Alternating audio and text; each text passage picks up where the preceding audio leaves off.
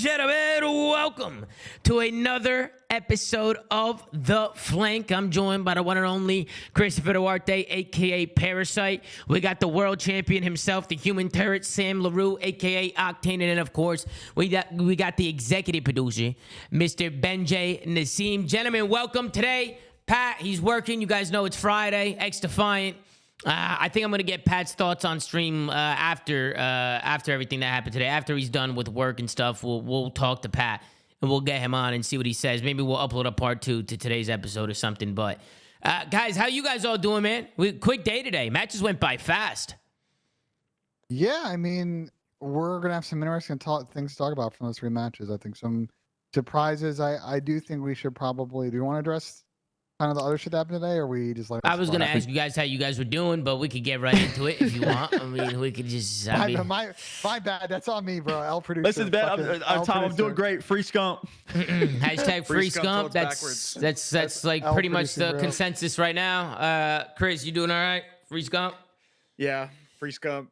Okay, so let's get into it. So clearly today, a lot went down.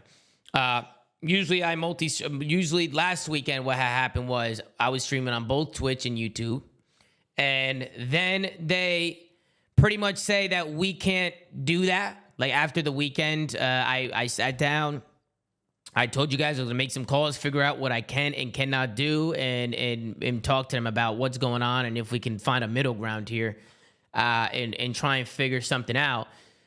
Today I was live only on YouTube, so if you accept the watch party guidelines with YouTube and by watching the games on YouTube, they say that you're not allowed to multi-stream. So if you accept the guidelines on YouTube, you have to watch on YouTube. And while you're watching the matches, you're not allowed to multi-stream at that time. You can obviously decline the guidelines and not accept the guidelines. But if you don't accept the guidelines, then you can stream on Twitch, but you can't show anything, nor can you even have sound. So no sound from the VOD. No mini-map, no scoreboard, no kill feed, no nothing. It would just be you and a full cam. And of course, you can't stream on YouTube if you don't accept the guidelines. So you'd only be live on Twitch, and you can't watch the matches live. Today, Scump went live on both, and he ended up getting... What happened? So this is where I need to be clarified, Ben, and correct me if I'm... Copyright striked by Activision. On both? On both. So they striked him on both channels. Yes. And when that happens, what happened? His stream just instantly goes down? Everything just went down? Yes. His YouTube stream went down first, I believe, because his like full cam Twitch stream was still up that people were clipping. Because their reaction was on the Twitch thing. So I'm assuming they strike the YouTube first, and then they ended the stream on Twitch. Right. And I guess my question to that would be, did they call him at least first before they striked him? Like, yo. Did he end on Twitch? Oh, he just turned off Twitch. Okay, there you go. Turned off Twitch, strike the YouTube. Oh, so he did turn off Twitch. I guess, according to chat. There you go. So they didn't strike. Streets are never wrong. There's just no point of him being live on the Twitch. He ended on Twitch. Yeah, people. I don't know. He only Twitch. People are saying only Twitch, but then some people are saying only YouTube. I mean, bro, to be honest with you, he got striked on YouTube. That's all we know. Yeah, he got striked. I don't know. He got DMCA'd. Something. His streams went down though during today in the watch party. I didn't see I don't even think he was live on YouTube. He wasn't live on anything. But clearly a lot has happened, bro. I don't know what happened between the communication there with the Optic guys in the league and figuring all that out, but they should have called him instead of just like taking his channels down and everything. Like Scump's a big part of this community, bro. Like we're obviously supporting Scump here. Like at least I am. I can't speak for the rest of the co-host, but I mean, it's Scump we're talking about. He's a big reason why COD is where it's at today. He's a big reason why they even have a product, right? Like this Call of Duty League, this competitive Call of Duty shit wouldn't even have started if it wasn't for some of the pioneers back in the day. So I just thought that maybe, a phone call could have just settled the situation. You know what I mean? But for me, bro, I'm not in those circles, so it's hard for me to comment on what was said. We don't know the chain of events for sure. Yeah, I don't know the chain of events. That's the problem. I don't really know how that all went down. We'll see if Optic lays out the full timeline, but go ahead, Chris. Regardless of chain of events, let's cut to the chase, bro. This is literally pure just strong arming by Activision, 100%. by the league to get people like you, Tom, and get people like Scump to exclusively broadcast any CDL related content. Obviously, they came to a compromise with the flank and after shows and react stuff afterwards. But like the watch parties are huge, especially from Scump's side, right? That guy pulls an insane amount of viewers. It's pure strong arming, man. What they need to do, right, is I'm assuming if Scump is streaming on Twitch, they didn't really talk to him specifically about any sort of exclusivity. If they want him there, bro, they gotta pay you guys what you're worth. Period. They gotta make this offer enticing to get you guys to basically come over and do what they want you to do on there. The fact that they're trying to sort of cut you guys out of the picture while using your numbers to break a deal that literally forces you guys on this platform is fucking stupid. And it's literally unacceptable. The fact that they're threatening to stop you guys from streaming content when they know how big your guys' communities are and why Call of Duty esports is even as big as it is, we're alive because of you guys, is just sad. Like, it's disgusting. And then a lot of people were saying that. And then Doug Sensen Martin came in and started spewing. And basically what Doug was saying is, nah, that's bullshit. Like, we should be paying for the rights to even have to watch this stuff. That's what Doug was saying. And Ben, or Sam and Chris, all you guys, I'm curious to see what you guys think about that, because for me, there's a lot of just like middle of the pack small creators that want to watch. I mean, that's just a fucking horrible take. You know what I mean? I think he's just using you and Seth as examples because you guys have massive audiences, the two biggest audiences for Call of Duty creators. So for Doug to say like you need to pay for the rights, that made no sense, right? It's a horrible fucking example because he's using the two biggest creators that built their audience over 10 plus years. Right. So if you're talking about the fucking Billy Bob Joe who wants to go live and watch party, how much is he going to have to pay in order to get fucking 10 viewers to be able to watch the games? Well, like, that's not a feasible option. All I'll say to Doug's argument is Activision isn't even making that argument or that type of policy. That's a fucking terrible. It's a fucking terrible take. It's a different conversation if Activision said it's a policy, but they have not even come remotely close to that in anything they're doing. They've said it's a community program. They want people in the community to apply and watch parties. Now we all agree that we should be multi-platform. It's good for everybody. I don't understand. Sorry to cut you off, Ben, but like I genuinely am confused on the state of the watch parties right now. It's the most polarizing thing since the CDL has started, and it is only good for everybody. A rising tide lifts all ships. I don't understand why the watch parties are being like alienated for trying to increase the growth of the CDL. I understand that there is a legal situation with the exclusivity on YouTube. I get it.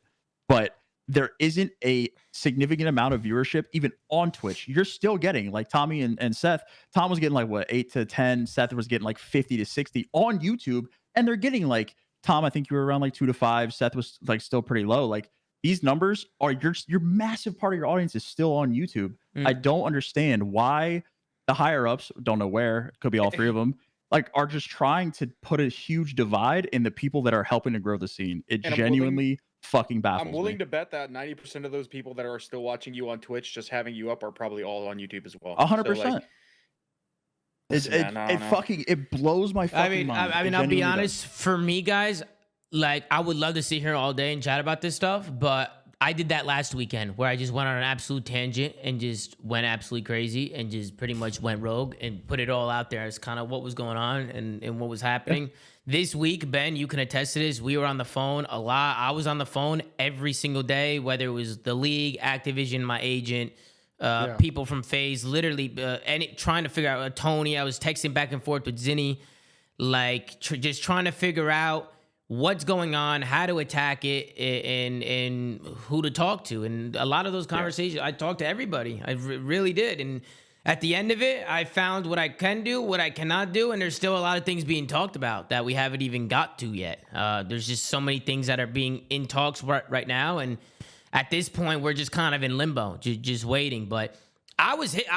I told Seth and Zin today, I was hit with the emails. Like, Ben, you saw it too. Like, they pretty much said, like, we gave you guys this weekend, but next weekend don't expect to be on both platforms. Like, we'll definitely hit your channel if you're on both platforms. It was even worse than that. The email said you got Friday and then Saturday. Hell no. But I think at this point, there's not really much else for us to say. I'm sure we'll talk about more on streams after the show. It is what it is. Yeah. We'll see what Optic says on stream. I do actually want to talk about something not CDL related, but it just happened on Twitter. And this is, I think, on the other side. We've been talking a lot of negative, but I want to get on a positive wave so we can start this show. Have you guys played Warzone at all today? I know, Sam, you have. Yes.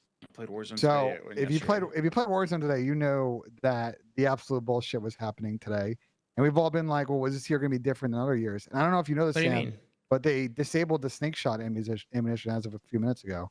So they basically patched that shit within 24 hours of dualies. Ben's bringing us from watch parties to Warzone meta. I fucking love it, Ben. I don't know, good vibes. So you take us and fucking drop love it, shotting Ben. on Warzone? That's where you take us, though? Yeah, that's where I'm Listen, Sledgehammer, Raven Software, they're amazing. They've been nothing but Jesus. amazing for this game. That is not the problem. We are a CDL based show. Let's talk about CDL, man. Fair enough. Let's talk about the CDL, bro. Ben's bringing up snake shots. We're All talking right, about so let's get back on track. Just to sum up the other situation, still in talks with everybody, still trying to figure out what we can and cannot do. And obviously, we would love to see Seth and the boys back up and running, bro. So hashtag free Scump. We would love to see him happen after the stream bro. tonight. Again, I will probably be on more phone calls trying to figure out what the hell is going on. And then we will figure it all out and probably give you guys some more updates coming soon. So there's one solution, Tom. They got to pay you guys what you're worth, period. End of story. That is it. Nothing else. Let's move over to the matches. Move over. Yep. Let's move over to the matches. Let's see what we got going on here. We got the Miami Heretics going up against the Vegas Legion, Terminal Hardpoint, Invasion The worst S&D, maps I've ever laid Invasion my eyes on. Control, Invasion Hardpoint, Terminal. It's an Jesus invasion Christ. sandwich. This might be the worst map set I have seen so far this year. Do you guys agree? It's an invasion we had Terminal fucking Hardpoint sandwich, available bro. to us. Like, this is terminal. We had Terminal Search also. Oh, we got Terminal Search at the end. But This is the rotation cheese, bro. You rotate, you win the game. Literally Horrible. negative skill involved. Listen, bro. People say MW3 skill gap. Where is it, bro? These maps are putrid. Anyways, keep going, Tom. We need Greece, Chris. Greece is a phenomenal map, and I will Honestly, sit here all day and argue it. I watched you play yesterday in your sub-8s. It didn't look that bad. It's good, bro. It is a good map. I'm telling you. It actually makes sense. But let's hop in. Let's talk about these maps. Terminal Hardpoint was the first one. I'll be honest with you, man. Miami's been impressing me, bro. Vamos, bitch. Vamos, bitch. You know what I mean? Listen, I'll let you guys kind of kick off with this as I skim through it and kind of find the key moments here. But Miami, to me, bro, I think they're just showing people that, hey, man, like we could play, bro. Like these guys are here. They're going to be a really good team, and their chemistry and just the way they play with each other. Like I feel like this team can make some noise this year. I really do. I mean, Sam, we'll kick it off with you. I mean, what did you think today? I like the display in the clutch. We'll get to the map too, as you guys saw the colossal breakdown that was that map. But I love the teamwork, man. There's a lot of situations within the respawns, hardpoint and control, where they just seemed like they were in sync with each other. There was no solo chows. There was a lot of just fucking situational gameplay that I absolutely loved, and that was something I think we talked about early season flank episodes where we learned about this roster and we knew that it was going to come down to just how well they played together. They might be like outgunned, I think, when it comes up to some of the higher tier teams, but I think that the skill gap within the mid pack going into the lower end of the league is just all teamwork. And I think if these guys continue on the trajectory that they're on right now, in the clutch and as well as the situationals, like this team could definitely separate themselves. And they've looked really fucking good, dude. They do. Their chemistry looks good. Go ahead, Chris. I was gonna say, I just like how basically they have this like very like well put together team aggression, right? So it comes with the teamwork, but it's more so that just none of these guys are afraid to die. We criticize a lot of like players in the league for like sometimes being a little bit too slow and not engaging properly and almost like subtly baiting their teammates, but I don't see that on this team at all. A lot of people back in the day, if you guys remembered, would argue that Lucky used to play this like really slow play style with his like AR and people got really frustrated, but I don't see that at all with this team. I think that they're all just engaging together all the time, and they look like a team. They look like an actual team, just not for individuals like you saw with other Florida rosters prior. Before you go, Ben, real quick, this is a play I noticed. What I feel like Nero should hold this here. I feel like once somebody gets in Burger, it's so hard to get him out. That if you're pushed up on the column here, and he's not even tagged up or anything here, like he's good. He gets a kill, he gives it up, and like his teammate has book. And he also has a teammate looking over him, like watching his cross. I just feel like here, like Nero should have just kept holding that column, because then Vico gets into the hard point. And granted, whatever, Vegas go on to win this map, I'm pretty sure. But just like a little play like that is could be a big mistake in the long run. Well, So I agree, Yeah. Tom, because there's no danger of them flipping out. Like if Nero dies there, they got a guy booked, they got a guy like outside Dreams, like they're not getting flipped. And so I feel Nero if he felt like he was weak, but you got to Challenge just it hold anyway. that cross. He didn't even Challenge take any it. damage. He didn't take Okay, any so damage. then I don't know what he was thinking because he backed up and watched book and his teammate was already booked. So I don't know what's going on there. It's almost looked like he thought the hill was in book. like he was like playing for a different hill. I don't know. It was an interesting play from Nero. I just thought it was a little bit of a misplay. Because if he holds that cross, he's got reinforcements right behind him, his teammates that are there to back him up. And now you see Miami. I mean, they get into Burger now. And granted, I think it was Nero who ended up getting him out. Great plays by him.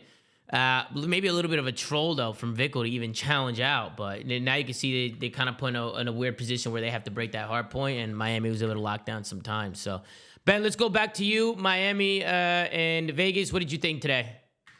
I mean, I agree with all the points everybody made. Like I was, not really sure how to feel about Miami, like last week because they played one series against a Carolina team that, clearly we're kind of a little checked in the middle of that series. So I'm like, okay, just small sample size.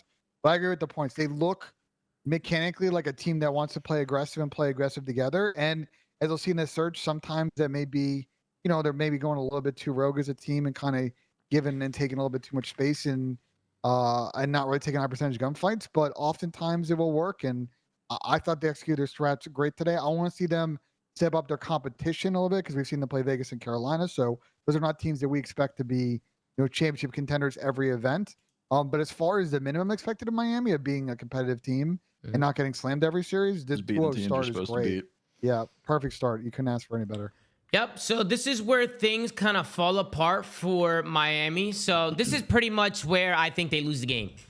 You can see Miami, they're set up for a plane hill, ready to go. They have one guy right outside the plane, kind of watching like mid windows and mid like bottom AC type area. They got a guy Esky, and then they got two guys in the plane. I don't know where this went down or how this all happened. So it starts with Vickle. He dies Esky. And then you can see Vegas. They just kind of run right out mid windows. They hit through front plane. And they just win the trades and win the fights. Is there anything you guys would have done differently from Miami? Because we know plane is not that easy of a hill to break if played right. I mean, there's not many places where they can come from. They're either coming up the ramp, climbing up a ladder, or flooding through this little tiny doorway out front. I think Miami kind of fucked up there, in my opinion. Well, they definitely fucked up there. If you're being nitpicky, the two players in the plane didn't pick the same angle. So like if you notice, like they got kind of isolated and one person died, the next person died. They weren't like actually team shotting. Person laying down the middle of the plane probably should have just sat behind the chairs. He's probably trying to be a little bit too creative there. Outside of that, I mean, they just got caught on a shift where they came up the mid ramp. Do you like Vickle playing towards Esky? Because he's probably also just thinking about that rotation as well.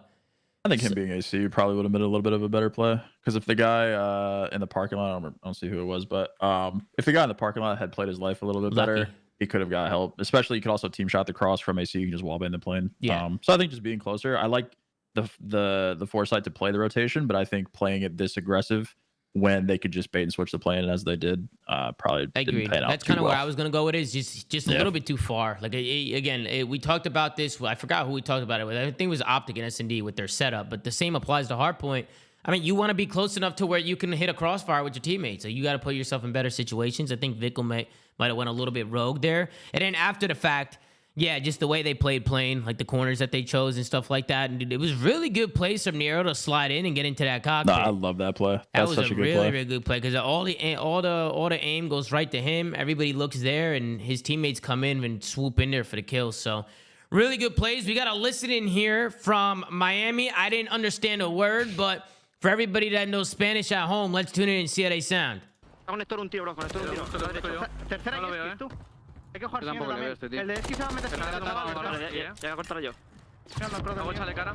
Ha puesto stun de cara, pero no sé dónde Puede está. estar en el cockpit. Hago echar Te ha tocado. Por aquí, falta uno. Cockpit muerto. Hago echar yo. Faltan tiros. Conmigo, pibón conmigo. Tío, no puedo. Ya fueron tiros yo, 20 segundos, o sea, hay que tener que no No, teníamos que haber rotado. Va a cruzar. No ha cruzado. No. Ok, Te tengo me va a cruzar ahora, Me haces el sal. Son dos. Ha cruzado. Otro más ha cruzado. Se me acaba de meter, se ha metido ya, ¿vale? Vamos a la otra parte. Está de frente el otro. Tengo que jugar por ese, Hay que hacerlo de chal, chavales. Está en la esquina detrás de Pilar, el No Purgi. tengo yo de tiro. Pilar de P1. Tengo que ayudarte. Sigue ahí. Repito el trophy. El de punto no le veo. Un tiro de Antonio, no sé qué hace, ¿eh? ¿Tirar un tiro? Hay que pinchar, Tiro otra fe aquí atrás. Antonio no sé qué coño hace. Estoy ayudando a Javi. Puedo pinchar, están pegando la racha. Pues Antonio está pegando la racha, creo. Sí, era Están D muerto. El de punto lo hace chale. Podemos remontar. Muerto. Punto más en punto y otro más en pilar. All right, that's gonna do it for the listening. But you could tell the game was already over. I mean, Vegas they get the break and they had the burger rotation and they closed that one out. They win by about 100 points there. Take a look at the mini map. What you guys think about the listening? How'd you think they sounded? They sounded fine. Absolutely. They were cracked. They sounded fine. I mean, I know Spanish, so I mean, nothing crazy. Just fundamental mistakes in the actual gameplay. Do you know? Are you fluent, Chris? For the most part, like I can understand it probably better than I speak it. Yeah. That's far. Yeah, that's how I am with Italian. I mean, I could speak it a little, but I can understand it a lot more than I can speak it, which is weird. I don't know why that is or how that even happens. But take a look at the final scoreboard: 22-15 from Attach, 24-17 from Nero. That is phenomenal work coming out of them. And on the other side, everybody negative except for Metals, or a negative or even except for Metals, who was 16-14. So Miami, they struggled here in the hard point. Any final thoughts on the map one, guys? Nope. No, let's move on to map 2, which A choke. man, dude, I don't know what it is with Vegas this map, bro. They get off to good starts. We're like, damn, this Vegas team might be the best shit at search. And then they just find new and interesting ways to absolutely toss this map from one to the other. One thing I want to talk about that I wrote down that we were talking about in the watch party is first round cheese. And what I mean by that is nobody has a trophy first round. Yeah. So we feel like people should be utilizing that more, maybe horking some tags and hitting something out in the first round, playing with a little bit more aggression since there's no trophies. Would you guys agree with all of that? Because I think they 100% should. Yeah, on offense, yeah. I guess maybe, so we were talking about going to B. And we were saying, well, why don't you just hork your tack, snape, smoke, whatever be. Maybe, thinking about it now, Sam, maybe the thought process for some of these teams is, they don't have just going to save, they don't have trophies for the retake. Absolutely. And they're just going to hork nades and we're just fucked, because we're just holding. Yeah, 100%. So, but I feel like that's on, some onus. Once you get the bomb down, the onus is then on the defense to make a play and retake. Granted, if you play cages or if you can get double nade off a tank, etc. But I feel like the win percentage of a bang out first round is just higher when you're on offense. It becomes a 5v4 essentially with the bomb down. You can also do some ordnance glove cheese where ordnance gloves are basically strong arm. You could just put on lightweight off the rip of the round, hit that B street, get some strong arm stuns and nades over to that tank cross and prevent him from hitting Coop right away. So this is also under the assumption you get no kills with your attacks. Yeah. So if you put yourself in a man advantage off rip with no nades. So big round here from Vegas. This was a 2v3 round. Not really too sure what went wrong here for Miami. I kind of want to watch it and see what happens. They get pieced by Standy here. Honestly, Standy makes a really good play getting one here. I don't know how the hell he didn't die or get traded out here. I feel like he should 100% got slid on. And then Nero just makes it the good plays. I mean, Standy just makes the play. He hits a route. He's able to find a kill, stay alive, wait for Nero, and bada bing, bada boom, they clutch the 2v3. Good round from Vegas. I think at this point we were like, yeah, Vegas, they're S&D. Looks phenomenal. Like these guys should win this with ease. It still looks good. These guys just got no ice. No ice, man. No ice. They got ice. They got ice in the beginning of these maps. You're making good individual plays, and then we get to the closeout rounds and there's no closing to be found. Yeah. Back-to-back leaving the shop door wide open, blinds wide open, or shit just gets fucking rocked and stolen. Yep. And then this round from Vegas. Now, again, this is going to be the last round that Vegas wins in this map. But I want to just critique Miami here a little bit. I don't think on defense it's always the best play to be pushing up the street like this, like be pushing up the map. I just feel like you can hold crosses. You can see the sights. Like on defense, you have such an advantage as long as you just hold the map, hold your crossfires. You could play different spots. You could switch up your looks in different stuff like that. But in terms of like being by yourself and pushing up B Street, I mean, I feel like that's just a recipe for disaster in my opinion. But I feel like now you're actually giving the other team an opportunity here to actually get some kills and make a play. What they did later on this map, Tom, is they did that B Street push with two people and ended up actually getting the trades every time they did it. So they did kind of say, okay, well, if Mel's just going to go rogue, like, got to have support if we're going to chow out like P4 together. and ended up really working out. They were actually doing a good job of getting some bloods and then second kills doing that later on this map. Yeah. Doing it solo is just kind of pointless just because obviously if he gets there, he's not going to have any immediate help. Doing it double's fine. You said they obviously work for them, but like you got to utilize that dark alley cross, right? That's essentially just free information. So if you're playing on the back of the B site, you'll always be prepared for a push. While if you push up to broken, you're kind of just, you're in the unknown essentially as to how many people are going to help you or are going to attack you. And then you don't really have any aid if nobody's there with you. So it's just a higher percentage play to play around the actual B site and then utilize the dark cross with the guy on the tank or B. Stanley was crazy in this round, challenging the street like this, like in the middle of the street, just laying down, going for a crazy chow. And then Miami, they get some trades, they make it a 3v3. This is pretty much what starts the comeback. And I love the plays here. First, I thought Purge overchowed there, like crazy, like that was a crazy overchow there. I mean, he literally has his teammate Nero holding the cross, like they can't get the dark, they can't push up on a tank, and Purge is just like, screw it, I'm gonna challenge the best head glitch on the map.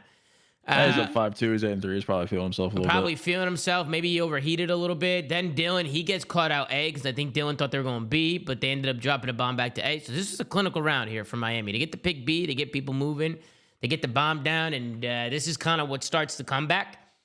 3-5 round, I remember Miami. It was a pretty clinical defensive round. They won it fairly quickly, so it's just a pretty good D. We can skip that one. What did I say? And then we go over to the 4-5 round, which personally, man, I think this is where Vegas was just tossing away these rounds. First, it was the last defense that they had. Now it's this defense again, where they're just letting these go. They need to do something, bro, because they need to start closing out these maps, man. They can't let these maps get away from them. And again, we saw what happened in the round 11 with Carolina and Vegas. They let Gwyn pinch right through dark and two-piece them. Like, I kind of want to watch back this round and just see what happened, because this is where they have to close it out. They have to. They have to win it on this defense. And you see Miami, they do like a little spread. They spread the map. I think at this point, they're just working for a pick or seeing if anybody will give them anything. And it starts here. Purge, he's throwing shimmies. He gets tagged up. And I love the play from Metals. He's just going to get pushed up. He's going to get that trade. They're going to make some movement. Now they're kind of right back to the same spot where they were with Carolina almost, except they don't got the tank this time. Nero, he's going to be in square, but he's by himself here. And it's like, again, me personally, bro, I feel like if you're Dylan and you're Eli, I feel like you guys have some info here now that you maybe shouldn't be holding A like this anymore. Like, again, they're going to have to try and figure something out where they're closer to each other, which is why I don't like Nero and people pushing up on B. I just don't feel the need to push up on B. Why not everybody just play around mid and A, and then if they go B, just overtake it with tax? There's really nothing there's nowhere they can go. The bridge spot is good for helping the A cafe thing, but the problem is once it gets down to a 3v3 is they have no one watching tank, and so they're overloading one side of the map where nobody's at, and Dylan hasn't seen anybody for a while until that first kill went down. But like, I agree with you. Him and Eli got to do something together at that point. But here's the thing. Like, they have information off the rip of the game that Nero is like playing B alone, right? When he was like shooting at that guy from DVD. And then obviously they work Purge. So like just based off of like known quantities and where people are going to be, they're going to know that Nero is by him. Like, he's got to be by himself. Like, there's no way that anyone's there to help him. It was good plays from Nero, though. He did get one before he went down. I mean, he leaves him in a 2v2 situation. So still for Vegas, it's not bad. 2v2 scenario, but I feel like at this point now, bomb down. I mean, personally, I would like to see Vegas push from the same way and probably do something together. But they end up going with the split approach and going from two different angles. This was almost the worst setup of all time, but Lucky is literally insane and shits on both of them, by the way, here. You're going to see it come in when I think Journey's watching this pinch, and the guy's going to get by, and Lucky's going to absolutely shit on both. Zero he kills that trades guy, in the setup. And then he's going to kill this guy, too. He pooped on the second guy. I wouldn't say both of them, but he definitely pooped on the second guy. But he should He slam that guy. He had to go big because their setup was he's on the second guy. Like once an inch all. And then we go into the round 11, and then this is where things just fall apart because now Lucky has a streak now. Like he's on a 6 spree.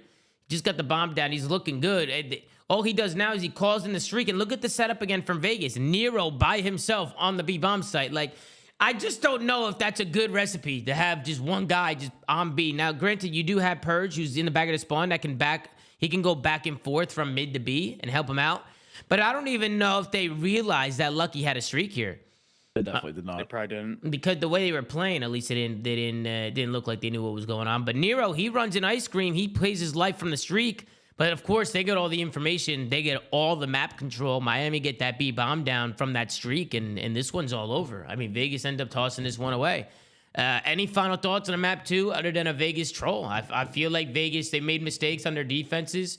They didn't close it out when they should have, and Miami showed just great discipline, just staying locked in, staying composed, and adapting to the map. Go ahead, Chris. I was gonna say they had so many rounds to like essentially throw away and like throw different looks at Miami, but they just kept doing the same thing. I If was you look at all their setups, took the words out of my mouth, one bro. guy bridged, one guy Yeah, cafe, one playing either mid from the depths or on that tank, and then the guy B is just solo. So like, bro they did it all of the last time they played Invasion too. They did it all the last time. Listen, I know that guy A Street is important because you need to know what's on that lane of that map.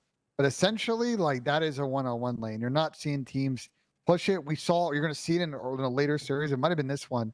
We try to smoke and they got instantly stunned back. Like right now, as far as the metagame goes on that map, that lane is fairly useless. And what you're doing by going Bs, you're taking that guy out of play on bridge. Like he's never going to get any action quick enough, either deny the bomb plant or get in a position to like get an instant trade. I'm gonna keep it a buck, Ben. That lane is literally it's important, but you can do like do multiple setups, right? So let's say I'm gonna come up with a setup for them right now, right? Instead of having a guy bridge and in cafe alone, instead you can kill literally all 3 lanes and double B instead by having 2 guys on the tank. One guy's literally staring at the A street. He can see the entire cross to your water. One guy plays on that tank. He's watching that mid sandbag, right? Or he's playing in the depths. And then like you play off of them crossing. If they do cross, then the guy that's playing in your mid or the guy that's playing like the B support in the back can easily transition to go rotate over there. Like there's so many different, you can just play that in that same setup, but double the tank. And you do the same thing that they were doing. I agree. Yeah, it's Christopher Duarte. Broke down a whole fucking setup in 30 seconds. Phenomenal. This round was probably... So, going into control, I'm not going to spend much time on this, guys. I'm going to be honest. I'm probably going to skip over it. 5 defensive wins, invasion control. Offense is literally impossible. This was the only time where I thought Vegas had a chance. They cap A. They were able to get the A point, which is the hardest point to get. But they were able to get on the point, work some kills, and somehow cap it. But right here is probably the opportunity to get that W and win this offense and close out this map. But they end up getting pinched from Dark. And it was Metals who gets through. And you could see the timing he gets there, too. I don't know if somebody was on a tank there, or I think it was Nero. As soon as he gives it, I don't know what's going on here with Nero, but he keeps getting the worst timings here on this tank. You can see right here, I just thought it was interesting that nobody was watching the Dark pinch. And it was the same thing that happened in their S&D, where nobody was watching Dark, where I feel like it's such a common spot for subs to be running through Dark, to be hitting through Dark. You just got to be careful about that. Do you want to know why he missed the timing? It's because he just went to the left side of the tank on the mini-map. Right. Like, if he would have gone to the right, he catches the gunfight. If he would have just stayed on the top or, like, ran through the top, he would have seen him. But he literally just gets blindsided by the left side of the tank. Yeah, he gets blindsided. He ends up hitting the left side. You can see now, I mean, Miami, they were able to get on there, stop them. They deplete that second tick. And after this, I mean, Vegas just get put in a blender. We go into an overtime, and then Miami was on defense. They got more. They got the more ticks. They get the defense, and they pretty much just hold this shit, and they make it look easy. Invasion control might be the world's worst. It's so bad. It's bad, and I hate being like that because I know people want to. I know people want us to like really like. Sometimes they want us to break some things down, and I didn't have anything for this map. Like watching it. The only thing that you can hope for to win an offense on this map is to cheese break A or like 4-stack A or 4-stack B, win the gunfight, and then the other side is just like spawn killing and just hoping for the best that you have to cross. That's literally all. A is all crosses, right? Like the goal is just to try and get on it, so your teammates coming off spawn streak can just throw tags and watch your cross and tag people up and get kills of people trying to get in there. Like it's pretty much the best thing, the best way to go about it. We've seen like 4 A caps and people just still hold B. Like we were talking about A, but they just hold B the same. I was gonna say prior to the CDL start, I thought Invasion was gonna be the second worst and High Rise would be the worst. But after watching more High Rise, I kind of like High Rise more. Yeah, I like High Rise more, right now, like where Fortress ended, it was like 80-20 defense offense. Right now, Invasion's basically around the same. So let's see if the pros can figure out over the course of the next like couple of match weeks how to maybe win some modes, but I think we might need to have an interesting conversation after Major 1 if this map is still an absolute fucking snooze fest. Next map, Tom. Yeah, I mean, as we skim in, through the last map, this is where Miami was able to run away with this one and get the W. They end up 3-1 the Vegas Legion today. Any final thoughts on the series, guys? If there's anything I'll see, we'll talk about it. But any thoughts at all? If you are Vegas, I am sorry, you're just not in a position to be just like tossing S&D maps. They need to figure out whatever this invasion, getting adjusted on and not really reacting or getting clutched on issue they have on this map in back-to-back series. Because there's honestly a world where Vegas could be 3-0 right now. We've been having a way different conversation. They had closed out against Carolina and gone up 2-0 in the series of the closeout game 3. I don't know if you guys feel the same way. I mean, they're just not adjusting, bro. We watched Invasion SD last week too, where I watched Nero go to B by himself. I watched fucking Attach sit on the bridge. I watched Purge sit. Like, there's just no adjustments on defense. I can't say the same for offense because you're hitting different shit. But I mean, if Miami watched any VOD, they would know Nero plays B by himself, and he did it every round anyway. So they need to change some stuff. Listen, I like the way Vegas plays search to do a good job getting first bloods and closing out rounds. But if they can't counter strat and counter adjust people mid map, like they're just not going to be an elite search team. So let's see if they can clean that up in future series, because that's going to be a big win condition for them. I think respawn wise, they seem okay, not amazing, but not great. I think controls definitely a little bit iffy in all the control maps I've seen them play. So that's not a strong game mode either. I think they're 0-3 in control right now, right? Are they won control at all? Not sure. I'm not sure what their control record is. I have to go back and watch it. You're the stat guy, Benjay. The only thing. Go ahead, Chris. I was gonna say the only thing I got to say about this series is get your Vamos bucks in, bro. Like, I'm a believer of this Heretics team. I'm not quite a believer yet, but I'm getting there. I'm a believer, bro. I'm a believer. They are the dark horse team, bro. They got a lot of talent in the S&D department, and I feel like with the way the game plays now, where it's just super team oriented, I feel like individual skill definitely helps in this game. But like the way the maps are designed, like, dude, it doesn't matter how good you are as a player, you're just not getting through like some of these setups. These guys have a lot of dark horse potential, and you know, their next match, I think, is against Rocker, and Rocker hasn't looked too hot. Like, these guys have a really solid chance here at starting off the league. What, like 4-0 is what they're going to be at? So they're 2-0. Just to circle back real quick, Vegas is 0-3. So right now, the schedule for Heretics is as follows. They got Rocker before the break, and then after the break, they play Seattle, Boston, Optic, and LAG. So looking at that schedule, first they avoid New York, they avoid Toronto, and they avoid FaZe. Now, obviously, the trade-off in this is if you go through their schedule and look at who they have, like in split 4, for example, and split 3, like it is way harder. But they got an opportunity to get to 4 or 5 wins and start in winners bracket, and then the sky's the limit for that first event. And especially for a team like I think like they're going to talk be about this control, season, chat, which is, not overall, by the way. Yeah, talking about just control for but Vegas. I think like for Miami, there's an opportunity to get a lot of points early in the CDL and get a good standing schedule, because they might be, you know, ebb and flowing all season, and stacking points early is really key to qualifying. If the teams beat who they're supposed to beat, that is majority of the work in the CDL. If you can hit an upset here and there against like a Toronto, New York, whatever, if these guys are beating the Rockers, the Vegases, the Bostons, like the teams that they're supposed to beat, or like are 50-50, that's going to set them up for success going forward, especially early season, because it could turn into like a London and Vanguard situation. You guys remember that? And by the way, I want to roast someone at Tom Shat. I don't think the pros play a lot of control. The pros are playing control. The problem is they play it every day. Yeah, the problem is we've seen with this game mode is that it comes down to a lot of very smart team decision making, and if you are not on the same page, you guys are going to look ridiculous on the map. And the problem for a team like Vegas, look at Vegas last season. They were a very strong S&D team in the beginning of the year last year. They had a couple of really good hard points, and it meant that they were able to like play these gritty Game 5 series. But once they didn't improve, say, hotel control in the middle of the season, you know what started to happen to Vegas is they would get smoked by good teams. They go down 0-2 and they had no confidence to win the third map. For Vegas, they need to figure out control so they have opportunities. Control and S&D are probably the game modes where like you have the most like power as an individual to like go out there and basically make a hero play, because control is basically the game mode who's popping a 2-piece, who's bailing us out of a spawn trap, who's creating an opening on an impossible hill to break. So, I mean, that's where these teams need to come up clutch, and that's where talent matters a lot in the CDL. Agreed. Shout out to Miami, even just skimming through to that fourth map. I mean, they do a good job just staying disciplined and just hitting their rotations and just getting good setups, getting good holds. I mean, they made that last hard point look clinical. I know Vegas made it look close towards the end, but Miami were up about 100 points most of the way through. I know Vegas kept it close there towards the tail end of it, but stay disciplined, rotated the powers. That powers hit was still fucking unbelievable, bro. Whenever I see a team break it, I'm absolutely mind blown.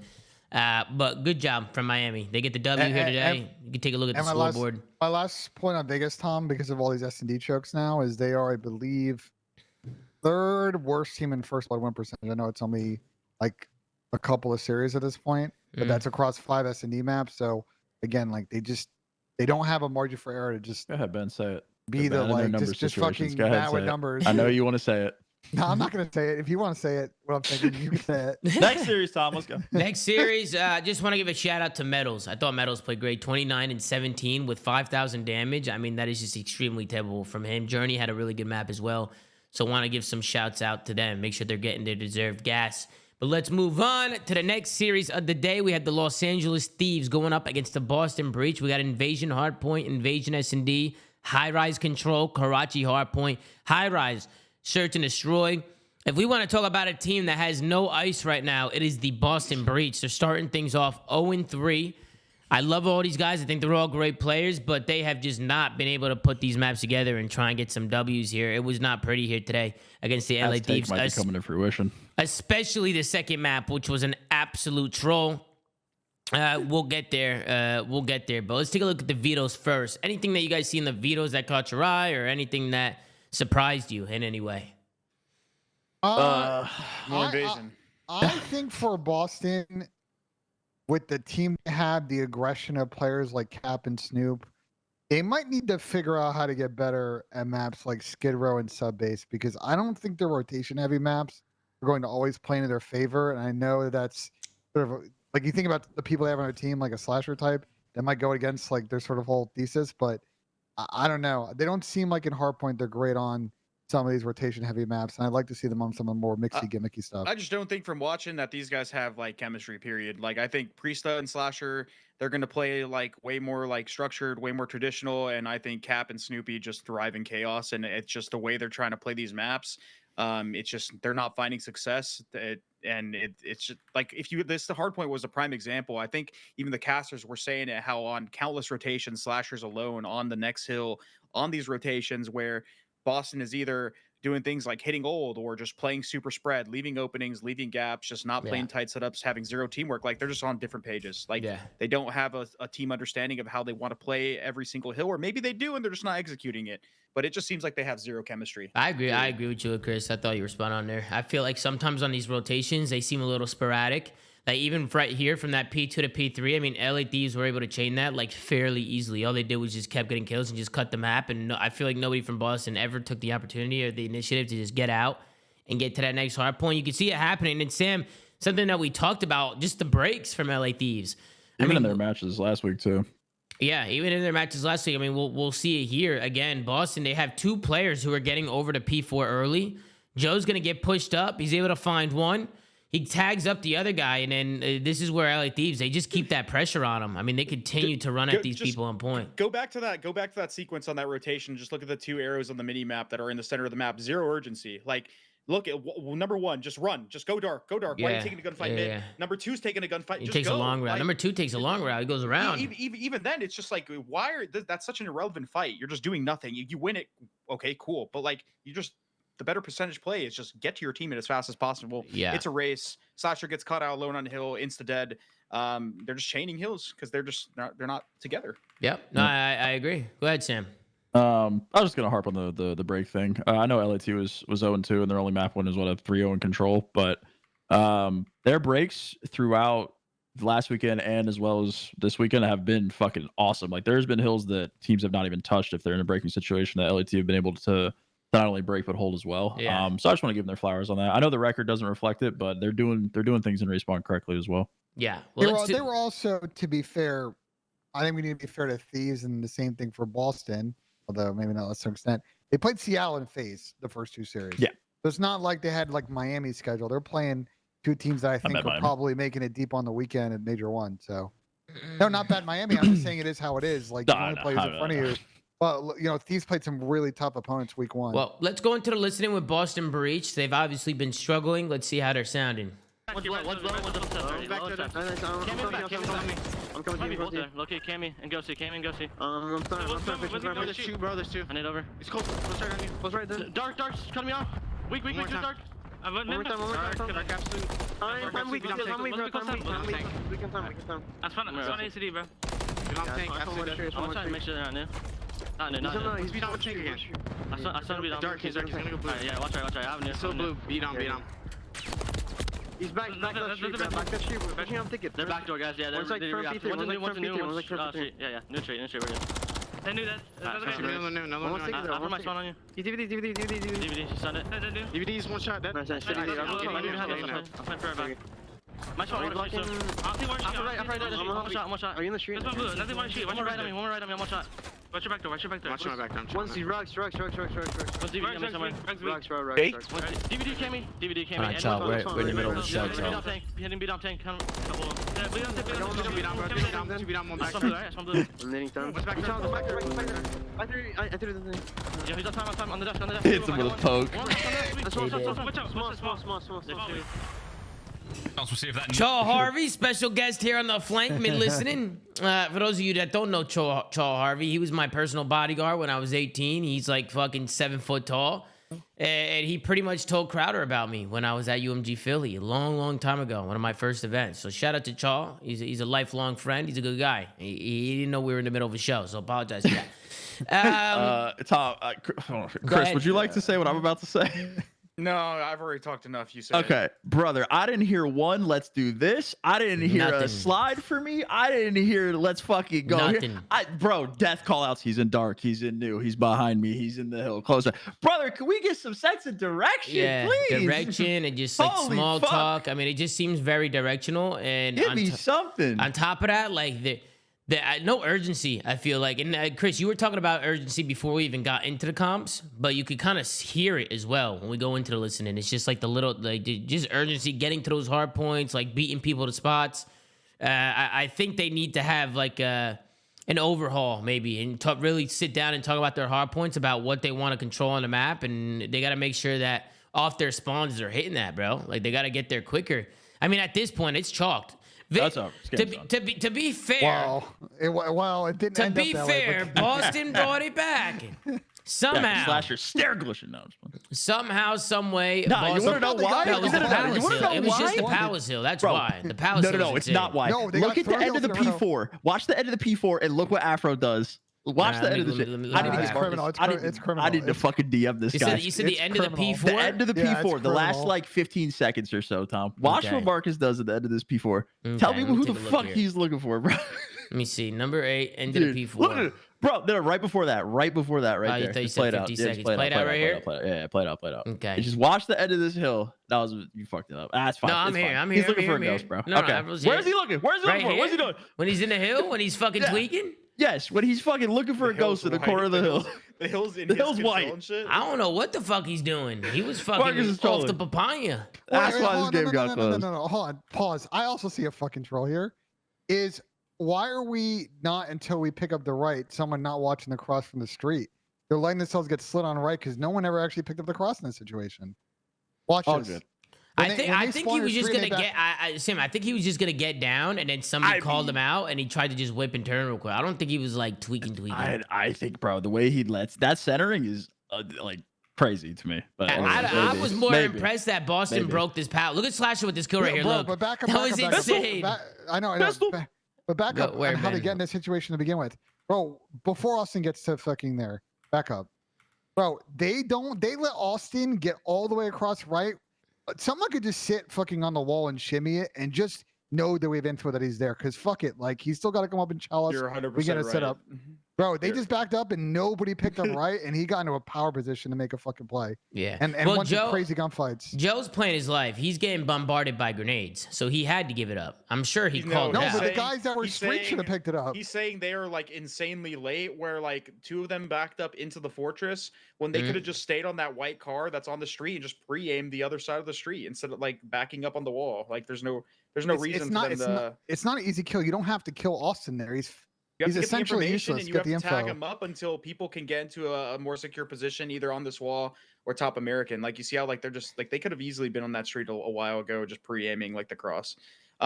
But like, honestly, dude, that's a product of Dan Ghosty, bro. I played a Dan Ghosty enough. I know how he is. He's probably just like bang out the hill, we'll win off this, and then they end up. Bro, I that was, is- I was whole- just this impressed whole by was this. actually- There's Yeah, so this much guy that goes makes wrong you, with bro. this whole like these guys literally just run courtyard for free because Joe's fucking dead.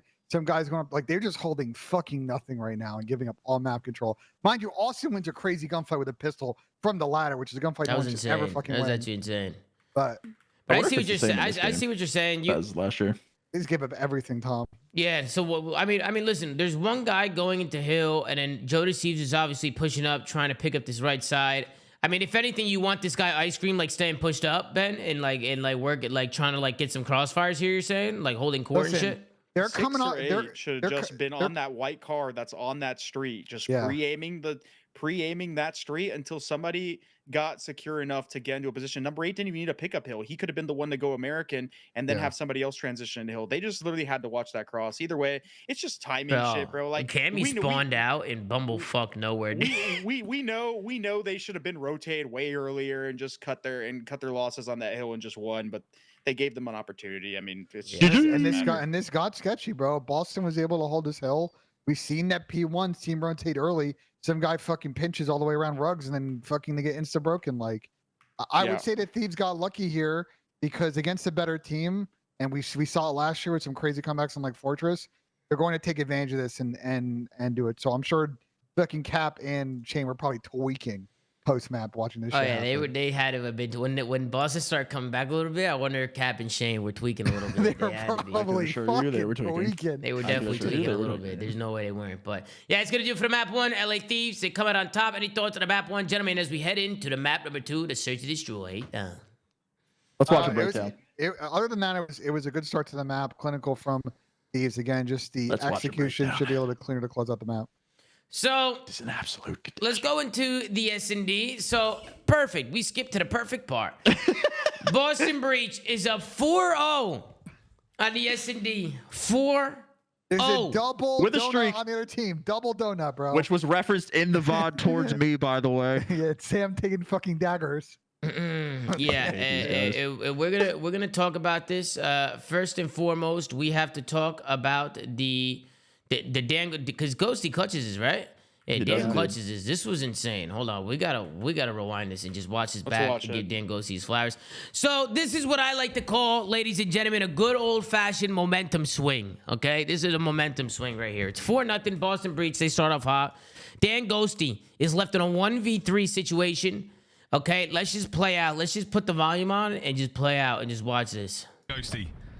I just get a kill. Yeah, thank you. Get off the donut cam. At least get something going. A 1v3 would be not a momentum shift, but a big round for LAT to attempt to get back in this game. But 15 seconds left on the clock, and Ghosty just going to jump into both players. There's the freebie, though. It's now Priesta, a little bit nervy. And he's going to give up the bomb plan as well. We have an actual 1v1. Actual 1v1, he's moving fast. There's a tag damage dealt, but Ghosty's going to be there. It's an immediate hop onto the bomb. Is he going to defuse? No. The check. Jesus Christ. A 1v3 from Dan Ghosty. First and foremost, I don't know what the fuck Boston Breach is doing right there. What is Austin? Who was the second guy? Was that Austin? Yeah. Ah, shit. No, I can tell you exactly what's going through their heads. Listen, he kills the guy in DVD. All right, this guy's 19 a mind seconds reader on the clock or whatever. Yeah, 19 seconds on the clock, whatever, 20 seconds on the clock. They're at A. They don't see him. All right. They're like, okay, let's start rotating over to B. That's probably where he's going to be. Second guy gets caught with his pants down. He dies. This is where the blunder comes in. And P-Dog is just a second off of killing him. 9 seconds on the clock. He's either going to play the kill or he's got to have to insta-plant. Otherwise, the round's over. P-Dog chimes in his head just slightly off, doesn't get to the bomb in time on A, ends up dying. Nah, but that's here though, bro, there's no way Slasher didn't call it the P-Dog like, yo, he's running towards A. Like, he doesn't even have time to go B at that point. So why doesn't P-Dog just run at him on bomb and just shoot him off? That's what I'm saying. He timed it terrible in his head. Yeah. I mean, he had 2 bad timings because if you go back and watch, he was like outer P1, like going to chow that with Austin. They were both going towards middle. He was just, to Chris's point, like, watch this. He's just a second late on the street here. Yeah, they would have chowed this together and got the trade. Second off. Yeah. See, you see number 2, like, he's pushing. He's going to B. Slasher's going to B. Sure. Yeah. I mean, yeah, I guess. If you think they were actually calculating like that, they were calculating a double hit there. They ain't crunching like that, bro. Yeah, that was... Preston should have killed him off the bomb. There's no other play Dan could have made. Yeah, that's what I'm saying. He should have just ran at that bitch. Yeah, I agree, Sam. I agree. He should have just shot him off the bomb. But let's move on over now. Now, again, obviously, now it's just an absolute blender after this. So you're still thinking Boston still got this in the bag? No, it gets worse. It gets really worse. LA Thieves ends up winning 6 rounds straight and winning this map. We could kind of skim through it and talk about it, but why do you guys think this is happening? I mean, Sam, we'll start with you. What's going on with Boston? 6 straight rounds? Unacceptable. Dude, I want to attribute to the comms thing. Like, if there are respawn comms or any semblance of how they just communicate in general throughout the game modes, there is no sense of direction at all. Like, there's a couple of listenings now that I've heard from this team, and they're like, when you're going through a listening and you're dissecting a team's comms, where you are dying from is the worst call out that you can make as a teammate. It is like the literal last thing that you should be saying. And that's all they're listening is just like, oh, he's here, I'm dying. Like, there's no let's do this. There's no they're spawning here, which is number one. There's no any sense of direction. So in these situationals in S&D, which is a problem that we had on my LAT team, was like the comms and the situationals, like that split second of like indecision is what gets Austin killed running through fucking diner by himself. Like, it looks really bad, but like that's the situations that arise when your comms aren't as good as they could be in S&D. And it's also could just be a game plan thing. Like, they could just be misplaying. They're not adapting, similar to Miami. This is exactly what you Vegas. said in the beginning of the series, Chris. This is basically to your point. Like, they have two young players whose communication is probably not as good as Priesta and Slasher, world champions, been around for a while. That's what it takes to win. Like, they're trying to put together two different schools of Call of Duty, and right now it seems like they're just on the same page. How does Boston let them get the A-bomb down here? There's 15 seconds left. They can't do anything. They're literally trapped on site. Like, bro, at this point, I feel like somebody, like, they should just collapse on the site, no? At this point? I want to shoot their fucking gun. Like, somebody somebody do something. Just I mean, you're shoot on your gun. defense. There's 15 seconds left. You know there's nobody street. You know they're going A-bomb. Somebody, like, hit through, like, somebody hit court or, like, Afro somebody. hits a crazy pop There's up two right guys here. on a mid-tank. Like, one of you guys hit, like, one of you guys get aggro there. Like, get up there. Like, get on that bomb site. Like, try and get them off. They were almost doing the setup that I was talking about, except they just didn't execute it properly. Like, they had two guys on the tank, one kind of watching mid, one guy looking at that cross. Guy gets bad time, he gets on the bomb for free, can't even see him. But to your point, Sam, talking about the communications, they're given all the only callouts they're given are where people are in a game with red dots. It's the worst. It's the literal worst thing that you can call out. It is He's dead on the last map. on the list of things that you should be contributing to your team. The information of where you are dying from is dead I last. see him. He's on the map. He's Yeah. shooting. I know he's there. No, that's true. It is That's dead true. last. That is true, bro. It's very true. It's like the little things. All right, let's scroll through it. Let's see what's going on. So this is where things get interesting. 2v2, 30 seconds left on the clock. This is obviously a very big round for Boston Breach. I mean, they need to try and get some of this momentum back. But Slasher, he gets caught with his pants down here over towards the street. How many pumps was that? How many pumps? Hold on. Let me go take a look here. One. Nah, he's crouching too. No pumps. 0 pumps. He's good. Crouching is fine. Afro, you clean. No red cards. No yellow cards. Like you see, P-Dog, he gets off this bomb. Preston was clutching this, by the way. So I I thought he kind of was want to clutching give this. some props here to Afro. He hit insane shots, and I feel like enough people aren't talking about it, bro. Look at the shots that Afro hits He here. fucking rips Preston off his car. And I also want you guys to see the little hezzy that Afro hits here. He waits for his teammate before he jump chouses. So you can see. Afro, boom, he shimmies it. He sees him. Look, he gives it like half a second. How you doing? Boom. Jumps the corner. Same time. Boom. P-Dog, see you later. Rips him off of that head glitch. I thought P-Dog had a 1v2. I thought they lined up for him there. But Afro hit some really nice shots there. He ties this up at 4. And then we'll take a look here and see what happens. The 4-5 round, Joe Thieves ended up shitting on somebody. I don't know who it was. So it looks like the LA Thieves are doing the same thing Miami Heretics did with that cruise missile, except the only difference was LA Thieves got a kill with their missile. But they use the missile. They get Boston pushed out of that B-bomb site. They get a blood. Bomb's going to go down. And at this point, all they need to do is play corners on site, hold these crossfires, Boston Breach. They are slowly losing every single round. And then take a look at this. Joe Thieves here in the round 9. He ego chows the guy white truck. He ends up finding a big first blood. That's going to slow down Boston in their push. Honestly, I must say, I love the blind counter here from LA Thieves by stacking this B-side. Thought it was a good play. They have a guy mid. They have 2 guys B-side. They're so close to each other. I feel like maybe Boston was favoriting that side of the map for occasionally. They kind of read them there. I feel like they called their bluff there and knew that they were hitting B-side. Just a hard counter, maybe. Yeah, just like a straight hard counter. It was just a good play call. Whoever called it for LA Thieves, good play call. Either way, it's just like it just makes sense how the map is played. Like they're not putting so much emphasis onto like that street. They may be one guy spotting it, but like you can do everything on this A bomb from that courtyard. So you don't need to have so many people dedicated specifically to A when like you can pretty much just hold it from one spot. Yeah, and Afro, he finds a big 2-piece here. Dark, bombs down in the middle of the map. mean, last one's up is P-Dog, and he has 15 seconds to get bombed down and kill 3 guys. It's not looking good. He gets taken down. You can see it in the Boston Breach's faces, man. They just I mean, look at LA Thieves. They're completely locked in. They're not even blinking, but Stoic. Boston Breach, you could just see that they're that was a tough one for me, man. I thought after that one, it was like, damn, Boston. And I love those guys, man. But good guys on Boston, but they got to close out some of these games, man. Tough S&D for them. Tough one. Any final thoughts on the map, too, guys? Collapse. Absolute collapse. That's Basically. it. Another invasion collapse. We've seen a couple of them now. Yeah. I mean, Tom, we talked about the stat in the last series. Boston actually is the worst first blood win percentage in the league. They played 21 rounds. They've had 21 rounds they got in first blood. So they're getting first blood in over 50% of the rounds that they're playing in, and their first blood win percentage right now is 62%. You're just not gonna win maps. Yeah, that's not good. 6 out of 10 of those. I'm sorry. Okay, and then we go to the control. Back-to-back defenses were won.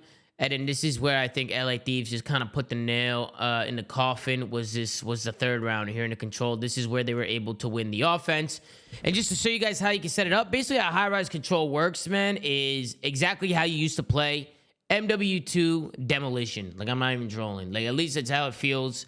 All you got to do is stay posted up and just get them in that spawn trap in their spawn building, close out all the lanes, and you pretty much just try and stop the clock and play for as many kills as possible. At least that's what it seems like the pros are doing based from what we've been watching here on High Rise Control. Would the rest of the rest of you guys agree with me on that? On how they just kind of stop clock and you always get people pushed up here? I mean, look at what Afro's doing right now. He's literally in their cheeks right now. Just kill whoring because he knows no matter what, they're going to spawn in that building and spawn back. I wish I would have timestamped it, but if you guys were paying attention during the entire control, there was a point where Boston kind of had the exact same thing going where Cap gets into the spawn, and he gets 2 kills, and after he dies, Boston instantly gets retaken and dies, and they don't even get a single point. And like, I think that is like, I don't know, you probably don't have a timestamp, but in general, like, that's literally the bane of Boston's problems. They just have 0 chem. Even when they get put in advantageous situations, they're just throwing them away instantly because they just have 0 game plan of how like they want to like capitalize on it. It's bad. Yeah, nah, even right here, I feel like when you're getting these spawns back here, and again, I love the play from Afro to get Bro, he shot his gun. They forgot about him. They forgot about him. I don't know. They forgot about him, or maybe they didn't expect Afro to push, but you could just see how LA Thieves completely dismantled Boston here on this offense. This was like the swing round for me because they go up back on the next defense and they close it out.